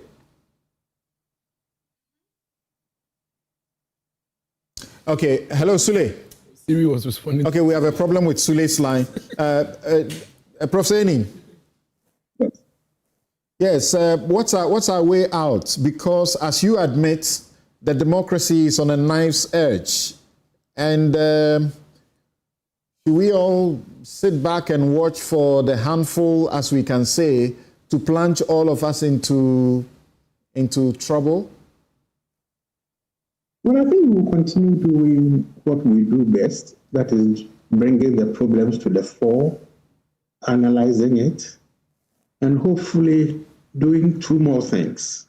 First, improving how the institutions that have been mandated to do certain things will act. Like this minister who is publicly saying she will buy votes and others should go and buy. I mean, look, this is not the president's business. There are institutions that must act automatically when laws and rules are flouted in this country. Okay?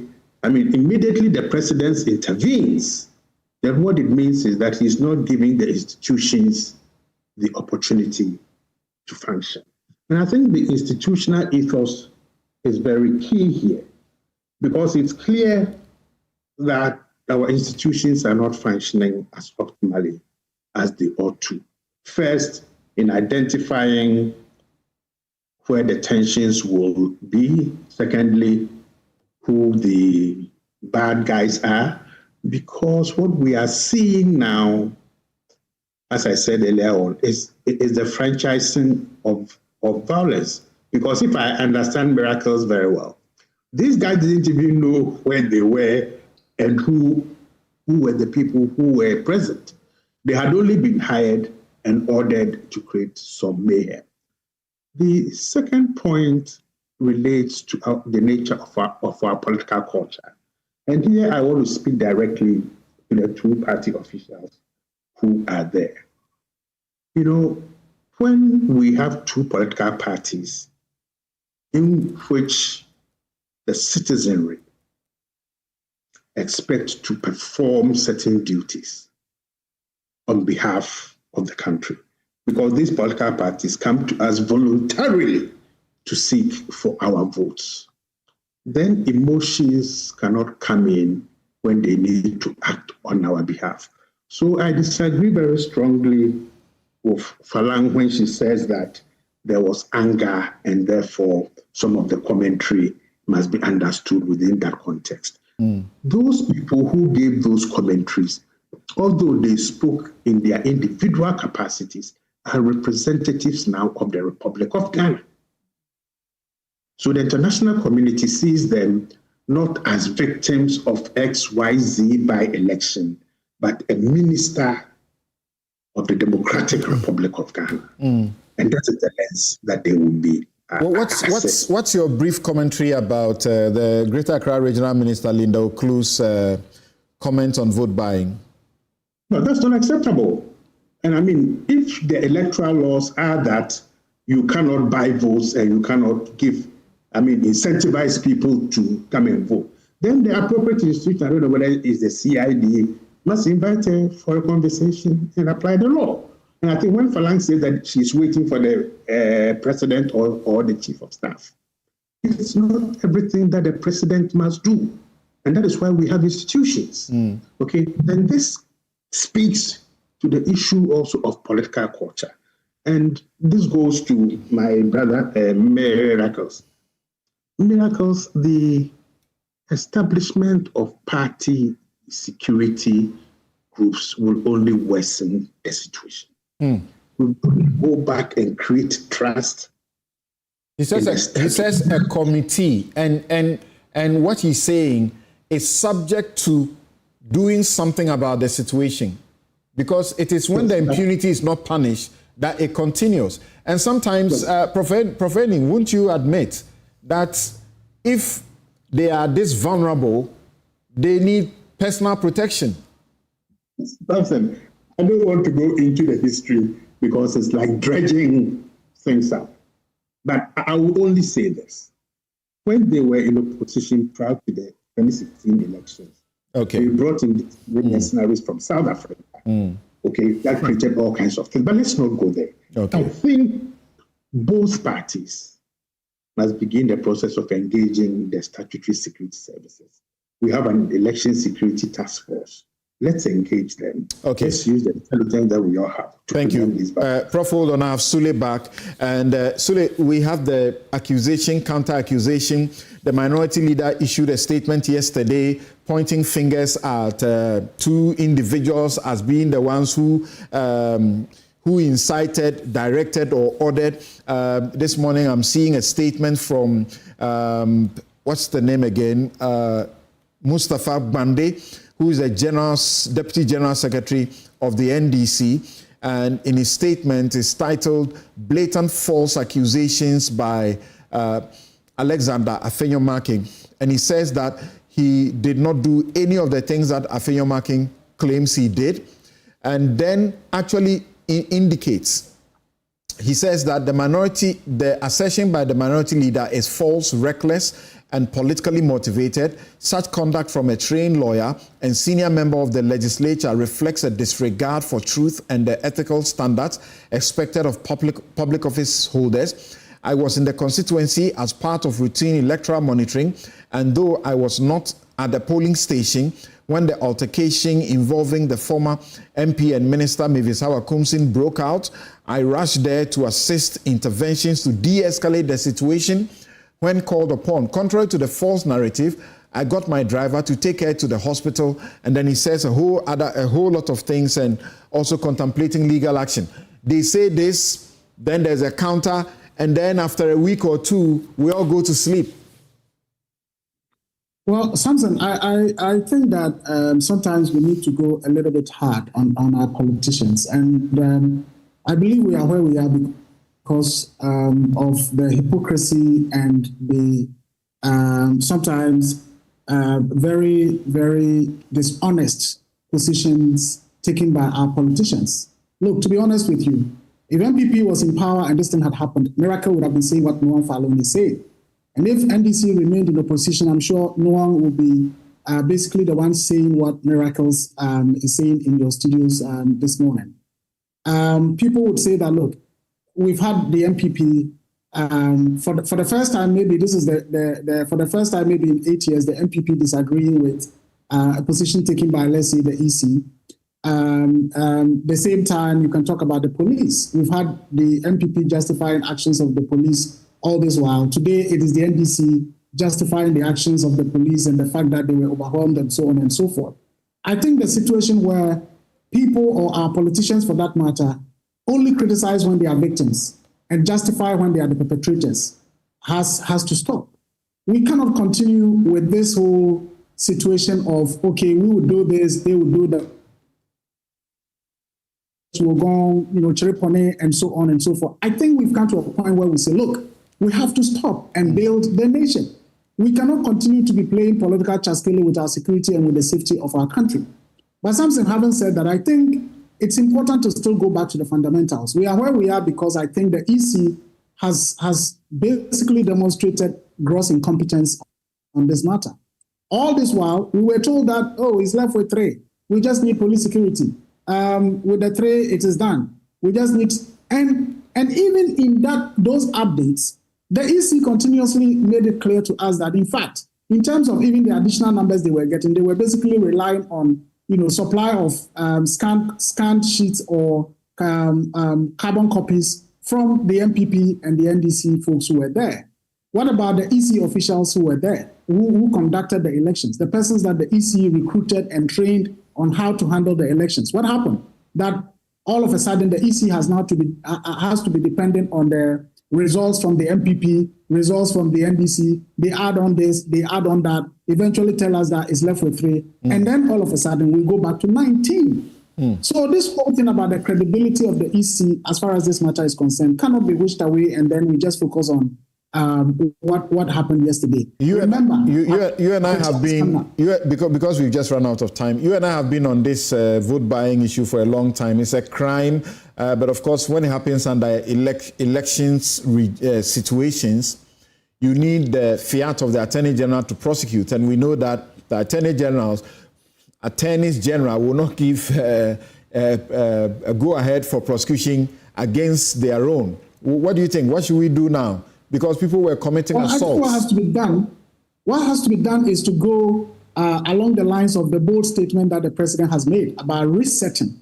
And when we talk about resetting, it is not about basically doing some of the things that are easy to do. It is about taking the difficult decisions to end certain things and to begin certain things. Should the regional minister be arrested or invited to be answering questions by this time for what she said?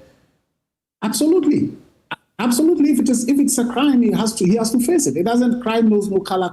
Crime knows no party. Crime knows no position. And therefore, if the president says he's resetting this country, I don't think that we can reset a country where people can commit certain offenses because they belong to a particular political party or government. And do you share in the view expressed by some that the development yesterday, they chip away from the groundswell of goodwill that the government has? Well, I think what happened yesterday has happened. In terms of whether or not the president will lose some support or groundswell, as you call it, depends on the actions that are taken following what happened yesterday. Because, I don't think that what happened, I would say the president sanctioned that or maybe cabinet sanctioned that. Okay. It's about what the president or the leadership of our country does. Thank you. I have just some 30 minutes left, 30 seconds left. Bright. What will you say in some 20 seconds about what should happen to avoid this? It's our tendency to rush to create laws where we have no commitment to develop the policies that underpin the law. My analysis of institutional governance is that you move from politics or political objectives to policy. When the policy is granted, then you create a law. We rush all the way to create a vigilante law without the accompanying policies of what we actually do to dissolve. So you know what happened? The 27 group that we disbanded, a researcher is now saying the people have regrouped and they are now 72. There are now 72 vigilante groups in Ghana, despite the law. I call that catanomics, where there's a breakage between the politics, the policy making, and the law making. We need to integrate those things properly. Okay. Yes, Newsfile. I just wanted to mention that although we have referenced so many comments made by party persons who are members, and I should refer to what Professor Enin said, they are not government appointees. they are members of the party who are airing their grievances. There are persons directly working with government who have made very instructive comments that we should be referring to. We have the General Secretary, we have the Vice President. My time is up. The closing jingle will be played on me right now. And I just want to say, let's all exercise restraint and work towards a great... You can assure Ghanaians that the people will be found out and punished. Well, there are institutions that do these things. The police, SHRAD, the Electoral Commission. The government can bring, government. You can bring pressure to bear on them. All yes, these Dennis. institutions should work. Something, Sule is wrong. I don't condone violence. I have never, ever, in all the violence that has transpired, ever supported any of them. There's no record of Dr. Bawumia gives a sense that if it's not punished, yes, but that condition is important. I'm expecting the president not just to investigate, institute a commission of inquiry. The gentlemen who did that, we have their photos, we know their names, we know where they work in government.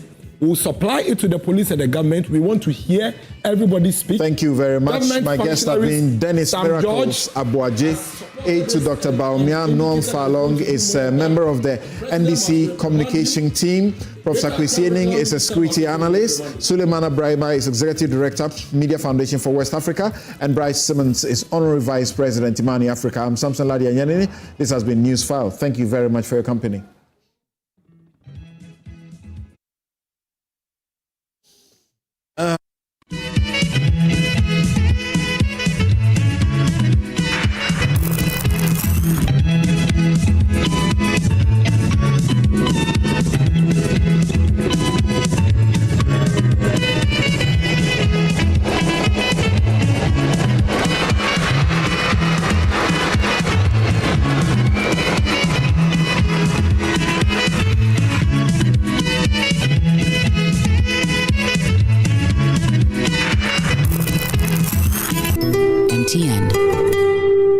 Bank of Africa, as strong as a group, as close as a partner. Where Duraplas goes.